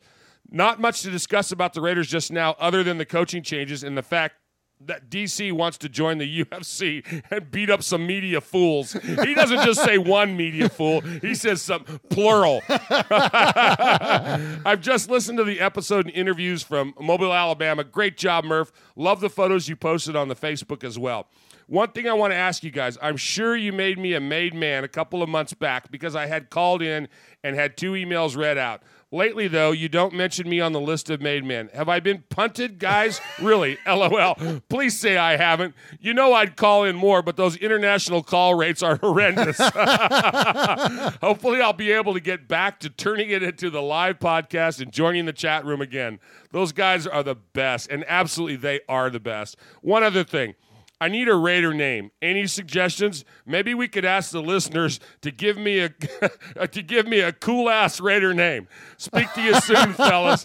Just win, Kev. Well, actually, Kev, we're pretty good about giving Raider names here, but that's a capo thing. So, Q-Dog. Oh, there you go. Q-Dog, there you go. I know you're listening. You're on the chat. That's on you, baby. We gotta come up with, he calls it a cool-ass Raider name for Kev. That is cool. Awesome. Right on. So thank you, Kev, for that. And no, you haven't been kicked off of any lists. No, you haven't been kicked off the list. And frankly, look, as much as I love you guys and our made men, I lose track. I got it. You got the list, Mosh? You want me to read it? Please. Yeah, give these guys the proper accolades because it's kind of a big deal. These are the most loyal supporters of Raiders Fan Radio, and the whole reason we started this thing was to give respect to these guys, and dang it, I fall short. So hook them up, Mosh. All right. Made men, Jimmy Z, Johnny and SD, Chuck Splatterhead McCann, Ron in Alliance, Ohio, the Dakota Raider, Aaron the Q-Dog Raider, Red in Yakima, Jim from the East Coast, Yayo, Big Raider Trucker, Wyoming Raider, Diego in Georgia, Running Bear in Tulare, Mojo Raider, Junior in SD, Monster Mash Ken, Steve in Houston, Jesse in Kentucky, B-Dog in a pasture, Max in San Diego, Eye Patch, Alex in Tucson, Ruben in Vegas, Kevin the Raider Nerd, Kev that we just heard from, and Alberto in L.A. Absolutely. Great. Thank you to the made men. You guys rock. Our show is nothing without you guys, and so absolutely you get nothing but respect for us, Kevin. Absolutely. Kev, Q-Dog is on it. So he doesn't know it yet, but I'm sure he's listening. So Q-Dog, you're out there. Kevin the cool-ass Raider wants... Actually... I think you just got it right. That might be it. Thank you, Jonathan Rentiera. I see it written here. Kevin the cool-ass Raider. I think that's it. Or 24 karat Kev. Yeah. Q-Dog. Oh, Q-Dog. And 24 karat Kev. Oh. That's cool. We got to go with the capo. Right. I mean, as much as Kevin the cool-ass... That could be his moniker. 24 karat Kev, the cool-ass Raider. Cool-ass Raider. I like it. Oh, let's mix it. I like it. Okay, yeah. Well, there it is. That's it. Yeah, that's it. There it is. Yeah. All right. Good stuff, guys. Good job. All right, let's see. We got one more. So you want an audio from you. Kevin the Raider Nerd's audio from you. Oh, Kevin the Raider Nerd. I'm sorry. Back on that. Okay, here we go. And let's listen. Hey, Murph. Hey, Uncle Mosh. Hey, little Murph. This is Kevin the Raider Nerd. Just want to say I'm looking forward to you guys bringing out your new show this coming week here. Actually, I think you're recording it tonight. Murph, I just want to say I really, really enjoyed all your Senior Bowl picks and your updates. I'm really, really looking forward to that show you guys are going to do tonight, and I'm really, really excited about that. I did have a question for you. Since you were in the action there, did you come across any top rookie prospects that maybe weren't on the radar but now are? I'm kind of curious about that. Also, I want to do a shout-out to Raider Beto. I just want to say, bro, I got your back. I'm really glad that you called out my co-host, Kyle, who's the Chiefs fan. I gave him a chance to kind of maybe, talk about that statement that he made about LA fans. And he kind of backtracked a little bit on a recent episode of our NFL show, the End Zone, and he kind of said, he wasn't really targeting Raider fans. He was just saying LA fans in general. I was like, yeah, okay, whatever. But anyway, his Chiefs lost, so he can suck it. Anyway, I wanted to also mention to you, Murph, you were talking about 112, episode 112, about the Raiders versus Jets game. When you were talking about that game, I realized I was actually in New York at the time listening to that on the radio while I was driving from, I think, LaGuardia Airport to New Jersey, and I was going through Manhattan, and I was stuck in traffic, and I was in a rental car. I was there on business, and I was listening to that game live. And I remember I was going, "Go Raiders!" And I can hear the game being played in other cars around me because I think it was a big deal or something. But, man, that brought back a lot of memories. Anyway, Murph, I just want to say you guys are doing a great job there. One last thing, I just want to give a shout-out to Raiders Pop Culture. I did want to mention that a couple of my favorite movies have some Raider call-outs in it. One of them being Goonies. Sloth, of course, played Matuzak, is wearing a Raider shirt in the first half of the film before he puts on the Superman shirt, but there is a Raiders logo on his shirt. And also, one of my favorite movies of all time and guilty pleasure is Demolition Man. About 16 minutes into the movie, Sandra Bullock's character, Lelina Huxley, is in her office, and she's a huge, 20th century pop culture fan because it takes place in the future, and she actually has a Raider helmet there sitting right behind her on her desk. So I just want to give you, let you guys know about that. Anyway, keep up the good work. Looking forward to seeing you guys do the live stream on YouTube. Talk to you later, guys. Bye. Great call, Kev, as always. And so a couple of things there. I've seen Demolition Man. It's been a long time, but I'm going to go back and I'll find that scene, and we'll have that one definitely featured on one of our Raiders in pop culture. And I know LA fan is definitely glad that you took their back and kind of walked Kyle back from his statement about because there is a big difference between LA sports fan and LA Raider fan. There is a big difference. And so in terms of players, let me throw a few players at you. I avoided talking about players earlier because I knew that Kevin's call was coming up and asking about this. And look, I was telling Mosh before the show, I mean, I could do an entire episode on what I saw or what I heard. Look, I'm not a breaker down of film. I know enough about mechanics to be dangerous, but in terms of breaking down players specifically, I'm not your guy for that, but I can report to you on buzz. And there are a handful of players that had a lot of buzz that I overheard scouts talking about, overheard reporters talking about.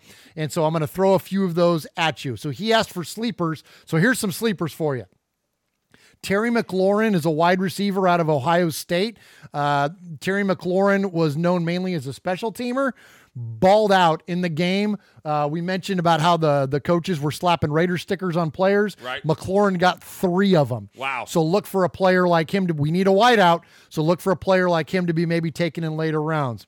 Boston College guard Chris Lindstrom. Now, we don't have a glaring need at guard, but this guy is the epitome of a Gruden grinder. This is the guy that will make a block on a running play, take out some fool in front of him, and then go find another guy and take him out too. Like, he's that kind of a guy, that completely downhill kind of a road grader type guard. Didn't hear a lot about him during the week, but during the game, really, really stood out. And then 2 more for you. Safety Nazir Adderley out of Delaware. This kid is an absolute stud, just a rock star. Now, granted, he's a safety from a small school. You could draw comparisons back to Obi Melifonwu, but he's an absolute freak and looks like he's going to be a legit safety in the league. And then last for you is a Temple cornerback named Rock Yassin, by far the best name at the Senior Bowl. But Rock Yassin, the fastest player there. I posted some pictures. They had these boards. I forgot to mention this earlier. They had these boards all over the place, these video boards that had like measurables from the players, like fastest sustained speed, ball metrics, like 66 mile an hour velocity to the quarterbacks throwing the football, and whatnot. Well, Rock Yassin had the fastest sustained speed of any of the players, or certainly of the defensive backs. And so look for him to be somebody that the Raiders might target in a later round there. So there's just a few names at you. I've got a lot more. And if you guys want to hit me up for any of that stuff offline, I'll be glad to share it. And I'll probably share more and more as we go on over the next couple weeks. Cause again, it's so much to throw out there that I would hog up the entire episode. I'm already hogging enough. So Mosh, hit us with another email. So this one's from Ron. Excuse me. Hey guys, Ron here, long-time voicemailer, first-time emailer. So an official kickoff of the show. An official kickoff of the show. He says, Murph, it was awesome to see you get to meet so many people in the organization at the Senior Bowl. Looks like you had a blast, and I'm looking forward to hearing about it. As I look at the Super Bowl, I'm faced with an inescapable conclusion. Let me preface this by saying I can't stand the Patriots.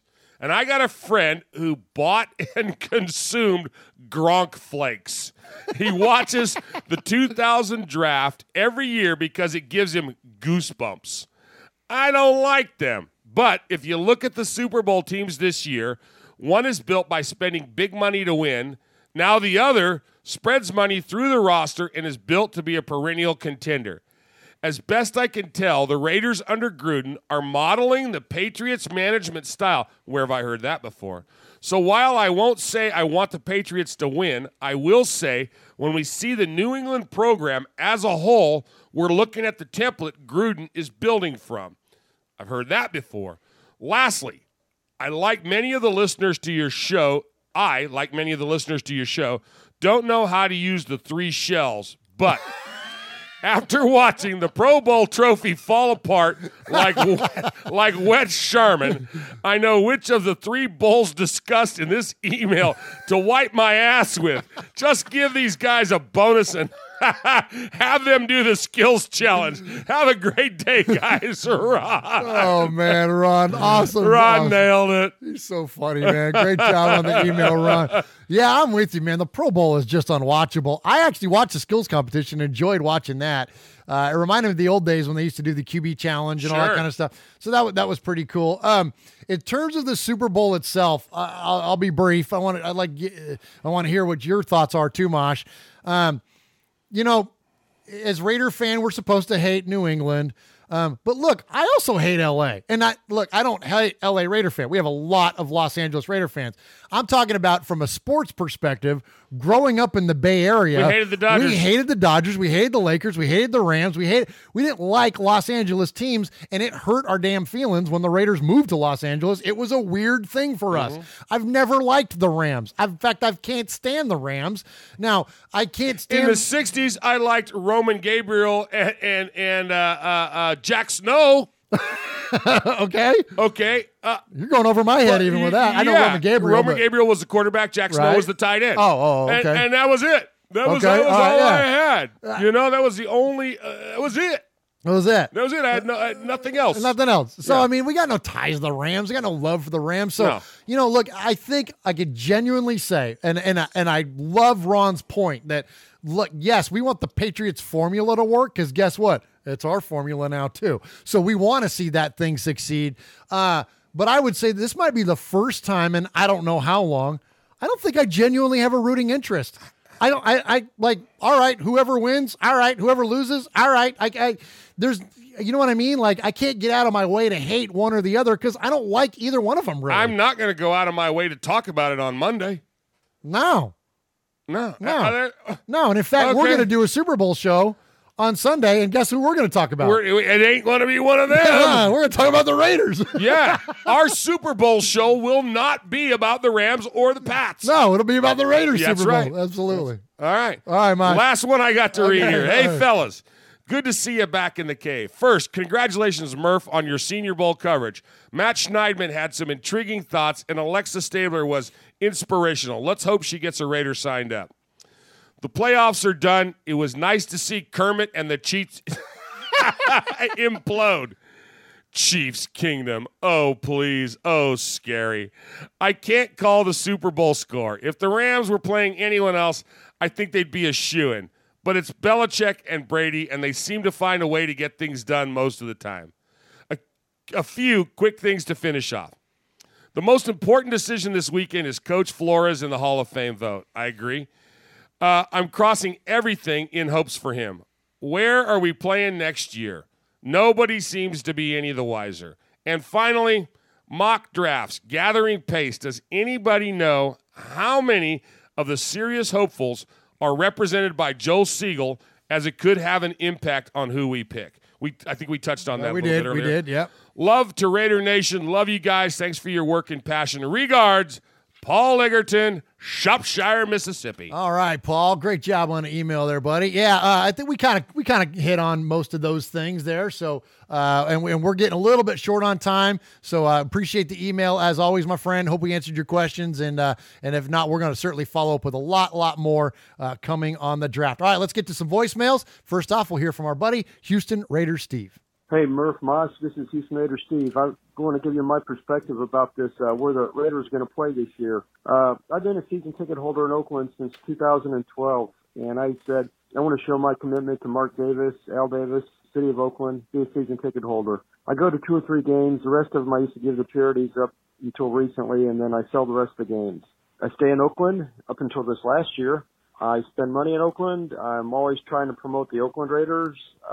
This whole thing about them moving has really got me really ticked off. You know, here I am making the commitment, flying out there, staying out there, you know, being all excited, save up my money to go out there for 1 or 2 games, possibly 3 that I go to.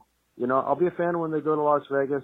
This whole thing, Mark Davis can make it really easy and just go ahead and play the last year in Oakland. I was at the owners' meetings back when they were thinking about going to Carson. I live in the Houston area. I saw Zenny Abraham there. He was telling us what's going on. Dr. Death was there, of course. Grizz was there, of course. And this whole thing about this lawsuit, I don't think it's winnable. And so it's basically Mark being mad. You know, everybody, we got our hopes up on Facebook this week saying that they were going to meet this Friday. And then Mark says, you know, there's no way he's going to meet with these people. Well, you know, you really ticked off your season ticket holder base. You know, money that I've got to think, okay, am I going to set aside money this year for a season ticket, going back and forth, talking to other people that are season ticket holders? I'm at a point right now where I don't give a rip where they play and everything. I'll still be a Raider fan, always be a Raider fan. But you know what? This thing is worse than the Kardashians. How many husbands did Elizabeth Taylor have? You know, this whole thing is a joke. You know, there's a map. You know, all these places they're going to play. You know, San Antonio, Fresno, San Diego. And I'm thinking, if they play in San Diego, how are they going to deal with that about their season ticket holders? Where their seat's going to be at San Diego. I'm at a point right now where I don't give a rip where they're playing. All the games that I go to for the Raiders are always on away games. So so I feel sorry for the people in Oakland. They've been hosed twice now, and it just splits up the fan base. You know, do the right thing, Mark. Just play the last year in Oakland, get it over with, and be done with it. This drama has gone on way too long, and I'm sick of it. Great show, Murph and Mosh. Like I said, I'll always be a Raider fan. Always have been since the Heidi game, and I'm tired of the drama. This is a joke about them playing all their games over there at Tottenham Stadium. Yeah, let's divide up the fan base even more. And then of course ESPN is just always got to talk about it because it's a story. Bleeds it leads, like they used to say. Great show. God bless. Bye. Love the show. All right, thank you, Houston Raiders Steve. Appreciate the call as always, my friend. And yeah, I mean it's completely up in the air and where the Raiders are going to play next year. And we'll just kind of stay tuned, and we might know something as soon as next week. Interesting point that he made: season ticket holders have been notified by Raiders marketing to stay tuned. Literally, that was their message, that we don't know where you're gonna what stadium your tickets are gonna be good to go to next year. So all right, let's next go to our buddy Mojo. Let's see. Let's go to our buddy Mojo. What's up, fellas? It's Mojo down in San Diego. Just called up on the recent episode 112, driving across the beautiful Coronado Bridge, going to defend democracy this morning. Just wanted to hit everybody up here, made men. A lot of chatter, a lot of talk. We got to make this a reality. Nashville, April 25th, man. I'm talking about Q. I'm talking about Big Raider Trucker. We're going to get that convoy going on. So we'll see y'all in a few months. Murph, props to you. Love that you're going to be able to give the listeners and us made men a kind of a inside to the Senior Bowl. There's going to be a lot of dudes I personally would like for you to focus on defensive players. I think the nation's with me on that. Look at those edge rushers. And for the love of God, hopefully we can get some attention on a linebacker, right? Do we not need a middle linebacker finally? Let's do that. I appreciate you. And just win, baby. Talk to you guys soon. All right, Mojo, I'm with you, buddy. We certainly need a middle linebacker, and it's time for the team to, I got into a Twitter conversation with somebody the other day, and they were like, the value of drafting an inside linebacker at that high in the draft, it doesn't work out and it doesn't fit the metric and blah, blah, blah. Look, I don't care what they do. As long as they do it, as long as they do something, as long as they address the position with some sort of urgency, doesn't matter to me how in particular that they do it, as long as they do it. All right, something else about that call, Uncle Mosh, was that did you catch his term in there? The song that he was referring to? No, I didn't. You didn't catch that? He said, convoy. Oh, yeah. Right. Look, I'm old enough to remember the 1978 Chris Christopherson and Ally McGraw. That's right. They had the movie Convoy, and there was a famous song that came out around Convoy. Now, I can't play the song because we'll get in trouble. I can tell you who sang it. Go ahead with the name. D.B. McCall. D.B. McCall. Yeah. Well, I snipped out just a little bit of it, and then I matched it up with Mojo. Mercy sakes alive, it looks like we've got us a convoy. Convoy. Convoy. Breaker, Big Ben, this here's a duck. Convoy. Convoy. Breaker, Big Ben, this here's a duck. Convoy. Great job there, Mojo. And we'll look forward to seeing you at the draft, my friend. And okay, Uncle Mosh, let's go here from our buddy Yayo. Hey, what's up, Murph? Uncle Mosh, this is Yayo from Jersey. Man, I had to call in, and I can't get my made man card stripped from me. I listen all the time. I don't really listen to the live broadcast I do on YouTube because I save the show for my work day the next day. I mean, I needed to help me get through the day. But yeah, I just wanted to let you guys know they're doing a great job. I'm listening all the time. And yeah, I seen something with my little man. My son, he's about to be 7. Feel like a proud dad, man. This little boy sits around on his tablet, watches old Raider games. I'm talking about Rich Gannon, Super Bowl, old Raider games. Sits there and watches all of them, all the new ones. He's asking me for nothing but Raider gear for his birthday next month. Yeah, I'm proud, man. Doing a good job, I must say. But keep up the good work, man. Go Raiders. All right. Nice. Thanks, Yayo. Thanks, Yayo. Absolutely. And raise them right, raise them Raiders. And no, you're not going to lose your made man status. That was my mistake a couple weeks ago, even to even suggest it. So no, that it's not going to go anywhere. All right, Uncle Mosh. Next up. So speaking of made, we're going to hear from our buddy Mike Sen in Colorado. This is Mike's third call, so he is now officially a made man. Murph, Uncle Mosh. This is Mike calling from Colorado. Third time caller. Trying to become a made man. Finally came up with my Raider name as a hardcore Raider. Just wanted to give a shout out. Thanks for interviewing me. Anybody hasn't seen it, please check it out. On December 27, 2018, Murph interviewed me.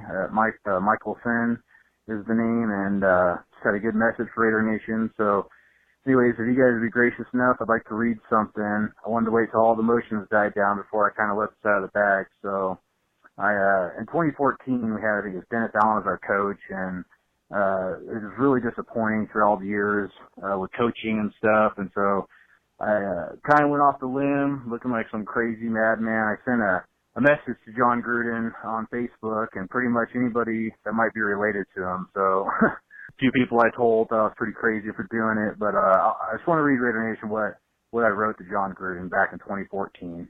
John Gruden. My name is Mike Sen. I met you at Glacier National Park in Montana in 2005.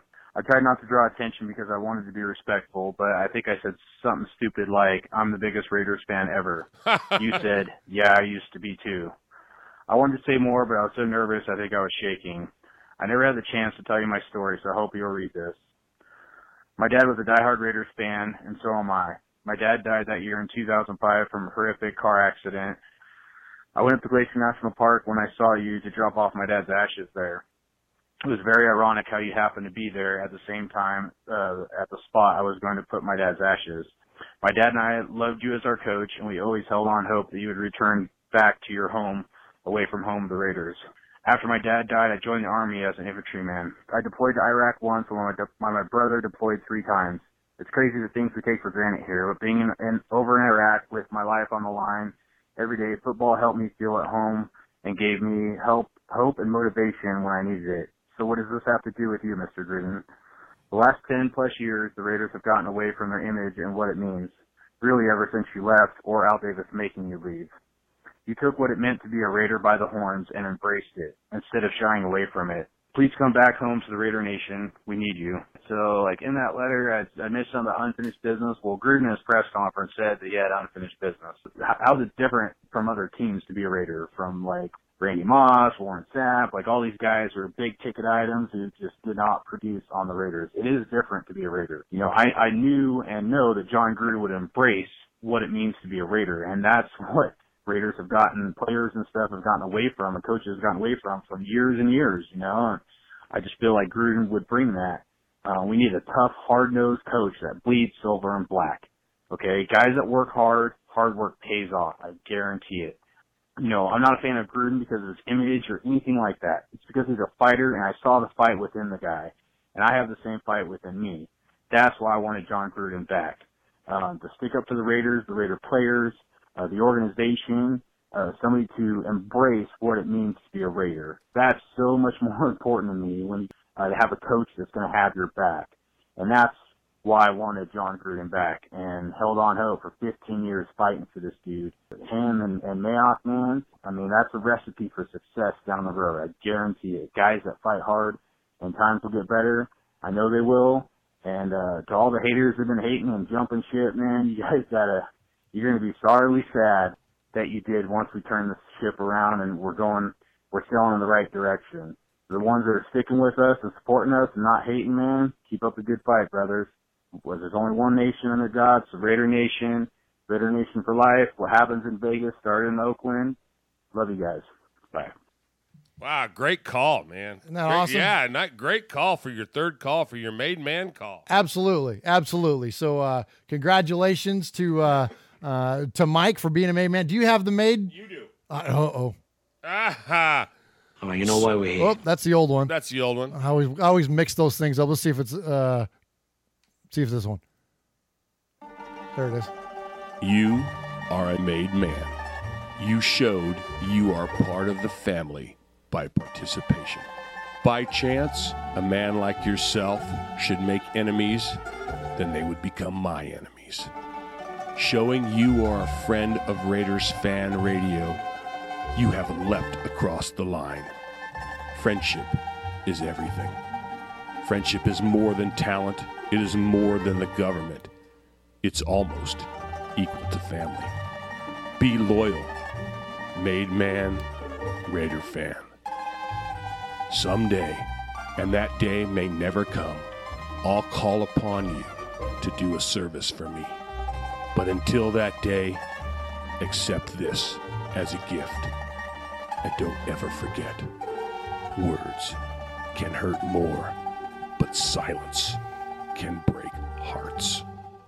All right. Nice job, Mike in Colorado, and congratulations to you and to all the other made men, and thank you to Kev and in his email being made there. So congratulations to you guys, and thank you as always for the support of Raiders Fan Radio. Uncle Mosh, we're going to close it out today. We have 3 of the next 4 calls are brand new callers. So first, let's go ahead and let's hear from our KG veteran, which is Alex in Tucson, and then we'll finish out with 3 brand new calls. Uncle Mosh, Murph, this is Alex Sandoval from Tucson, Arizona. I'm here at home right now watching the Senior Bowl practices on NFL Network, and the analysts are talking with each other, and one of the questions was there a position group that you weren't too thrilled about coming into the Senior Bowl that have actually like surprised you, that have, you know, changed your mind about them and come through? And the answer was yes. There has been a position group, and that would be the offensive line for the North. The North is the team that Coach Gruden is is coaching. I wouldn't be surprised if we took one or two more linemen early in the draft this year.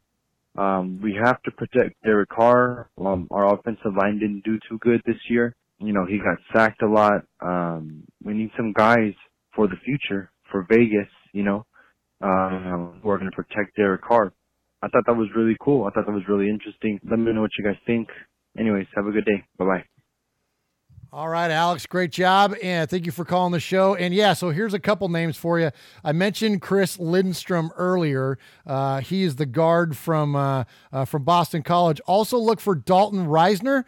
He was another name that came out from the North squad, and there are a handful of others, but those are the two. Again, I mentioned I'm not a studier of film, but I can understand when there's buzz about players. Sure. And those were two of the guys. So certainly, yeah, absolutely. It goes back to everything that you said as well. These guys, the coaches had a chance to meet these guys in person, get a feel for them, what their character is like, and so certainly look for those couple of names maybe later in the Raiders draft. All right, Uncle Mosh, let's go to, I mentioned we had 3 new callers to the show, and our first one is Rev Raider. So welcome to Raiders Fan Radio, Rev.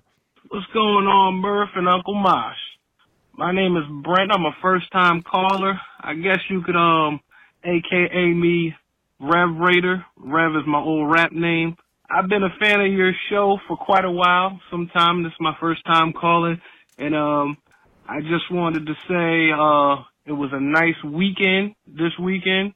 The Kansas City Chefs, they weren't chefing up anything this week against the Patriots, and I'm happy about that.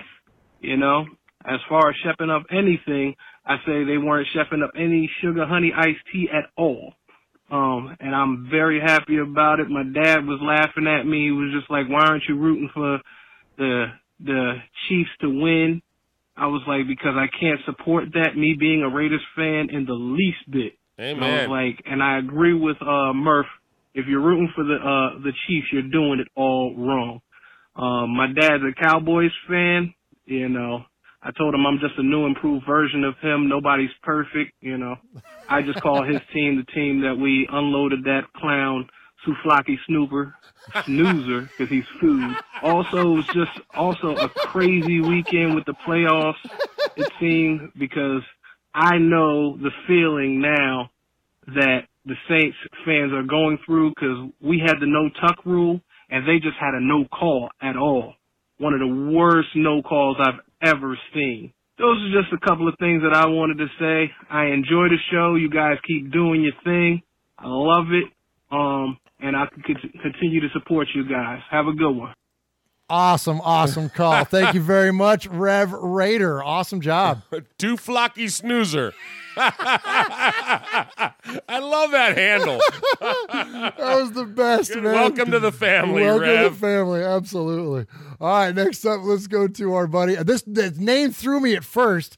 It's Viking Raider. So I think Viking, immediately I'm thinking football team. Right. But I'm assuming he's like from, you know, whatever, the Great White North or something, or you know what I mean? That type of a Viking, big horns and a big mustache and beard or something like that. Uncle Mosh, Murph, what's up? This is Love the this Viking guy. Raider. I'm here to tell you I need your guys' help. I'm stuck in the middle of ketchup and mustard land, middle of KC Chiefs country, and I don't know any Raiders fans. I need help. I need to find me some Raiders fans. My wife is a huge Chiefs fan. I can't handle it. I'm outnumbered, outgunned. I'm in trouble. I need I need Raiders fans, not Chiefs fans. Help me out, guys, please. All right. Viking Raiders stuck in the middle of ketchup and mustard land. I love it. Hey, KC Raider Nation, man. You Absolutely. can find them on Facebook. They are not hard to find. They are an awesome Raiders fan booster club. Just go to Facebook, type in KC Raider Nation, and you'll find them. And also, I will pass this on to our buddy Chuck Splatterhead McCann and his crew at the Fan Club Blitz. Those guys are the absolute authority on booster clubs. They interview Raiders booster clubs from all over the country, and I know for sure they went to a KC Chiefs Booster Club. Right. But I think they've also had KC Raider Nation on their show already as well. And I know we have talked to those folks also. Anyway, find KC Raider Nation. They are an awesome Booster Club out there in the Midwest, in the middle of ketchup and mustard land, as he refers to it. Okay, so this last one, James in Arkansas. Now, James has been he's sent us a bunch of emails before. We've conversed with him through social media and stuff like that. And it's kind of, we don't apologize for our folks, and we as radio hosts, podcast hosts, whatever you want to call us, we poke fun at each other, and we have a lot of we do stuff, and we mess with your voices and stuff like that. Well, James was a little apprehensive on calling in because James is a vet and he sustained an injury, and first and foremost, we applaud him and all of our vets. Absolutely. We're all in that DD 214 class, and those of you that have served know exactly what I'm talking about. But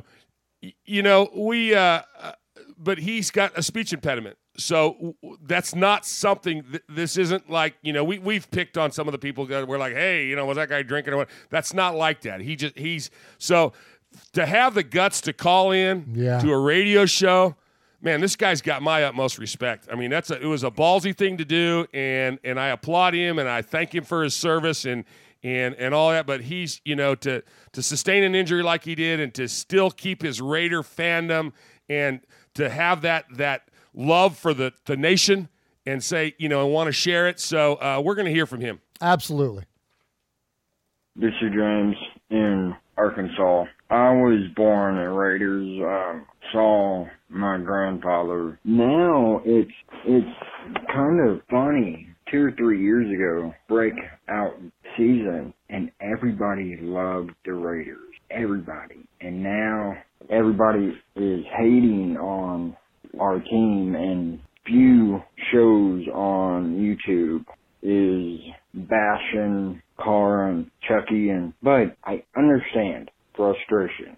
Losing season, and that sucks. I couldn't watch it. This year sucked. But I was thinking, if breakout season next year, like 12 or 13 wins, and everybody will jump. I told you, Carr is awesome. Chucky will be awesome. That's my point. Raider Nation, or pick someone else. Bandwagon. It's just, Chucky will not leave. 10 years. Over $100 million.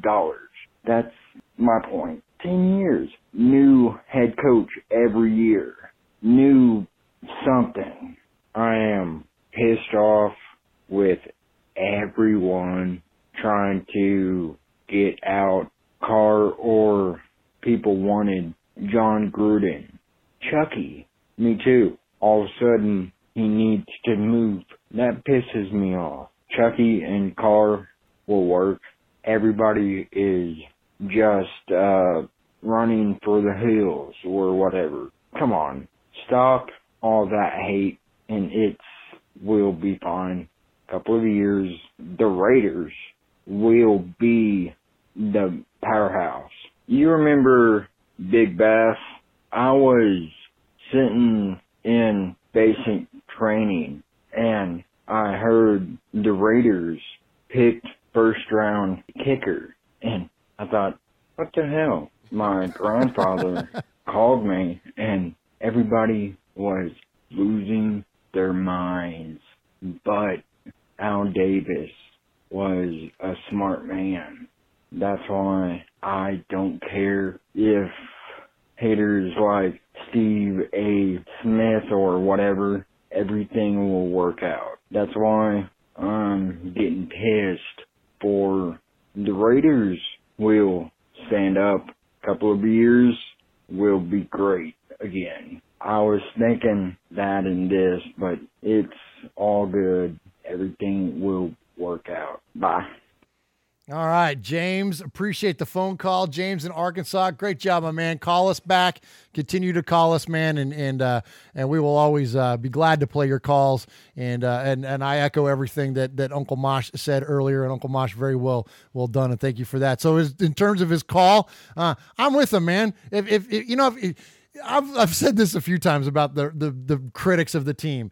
If you hate where the team plays, you hate the coach, you hate the owner, you hate the quarterback, you hate the GM, who are you rooting for? NASCAR. You know what I mean? Like, at what point do you just say, all right, well, what are you a fan of then? Yeah, you know what I mean? Like, you're a fan of the colors and the logo? Well, I mean, just leave it alone, man. If everything sucks, then come on. I'm with you, James. I'm totally with you there. Okay, so it's time to award the Sizzler. Sizzler. Sizzler. Sizzler. Sizzler. Sizzler. All right, so we had some great calls. Little did I know that Houston Steve was an owner. He was at the owners' meeting, and he brought up, I mean, how do you go from the owners' meeting to bringing up the Kardashians and Liz Taylor? Man. That's the first time Liz Taylor's ever been brought up on our show. Loved him. Convoy. Convoy's call produced a soundbite. That was amazing. Convoy's and, of course, solid. our buddy there, James in Arkansas, Viking Raider, his first call stuck in ketchup and mustard land with a wife, two flocky The flocky snooker was the best. That might be that's our soundbite at the end of the show. Oh, yeah. Sure. And then, of course, Yayo, whose son sits around watching old Raider films on his iPad. But I got to go. This week's Sizzler, it's Mike in Colorado. Great call. Mike's in the Army, man, and what a story. And all about a letter and spreading his father's ashes. I mean, we talk about our fandom here all the time. We're always talking about what's your lineage? How did you get started? And it always goes back to a dad or a brother or an uncle or whatever that got us in, you know. And then to turn it full circle and talk about his unfinished business and to read that letter, man. Mike in Colorado, you're it, buddy. You got the Sizzler. Sizzler. Sizzler. Sizzler. Sizzler. Sizzler. All right, nice job, Mike. Nice job. Nice job to all the call. Mosh, we had a lot of correspondence, a big Sea of Fans mailbag. There were a few that we weren't able to get to just in the interest of time, but keep them coming, man. I promise you that's our favorite part of the show, and we will always feature as many of those as possible. We're already way long today, so definitely keep them coming, and thank you as always. Absolutely. So, did I hit that at the wrong? Yes, yeah, you were going to hit the Rogues Gallery. I forgot. I hit the wrong button. You know, it goes back to the sausages on the end of my fingers, and the fact that you did bring home some Reese's, and I have been munching them when the camera's not on me. So my bad. We are Metallica, and we are here for your Oakland Raiders. You know why we are here, and we ain't playing around today. From The Walking Dead to errant Jedi Knights, Raiders fans are a rogues gallery.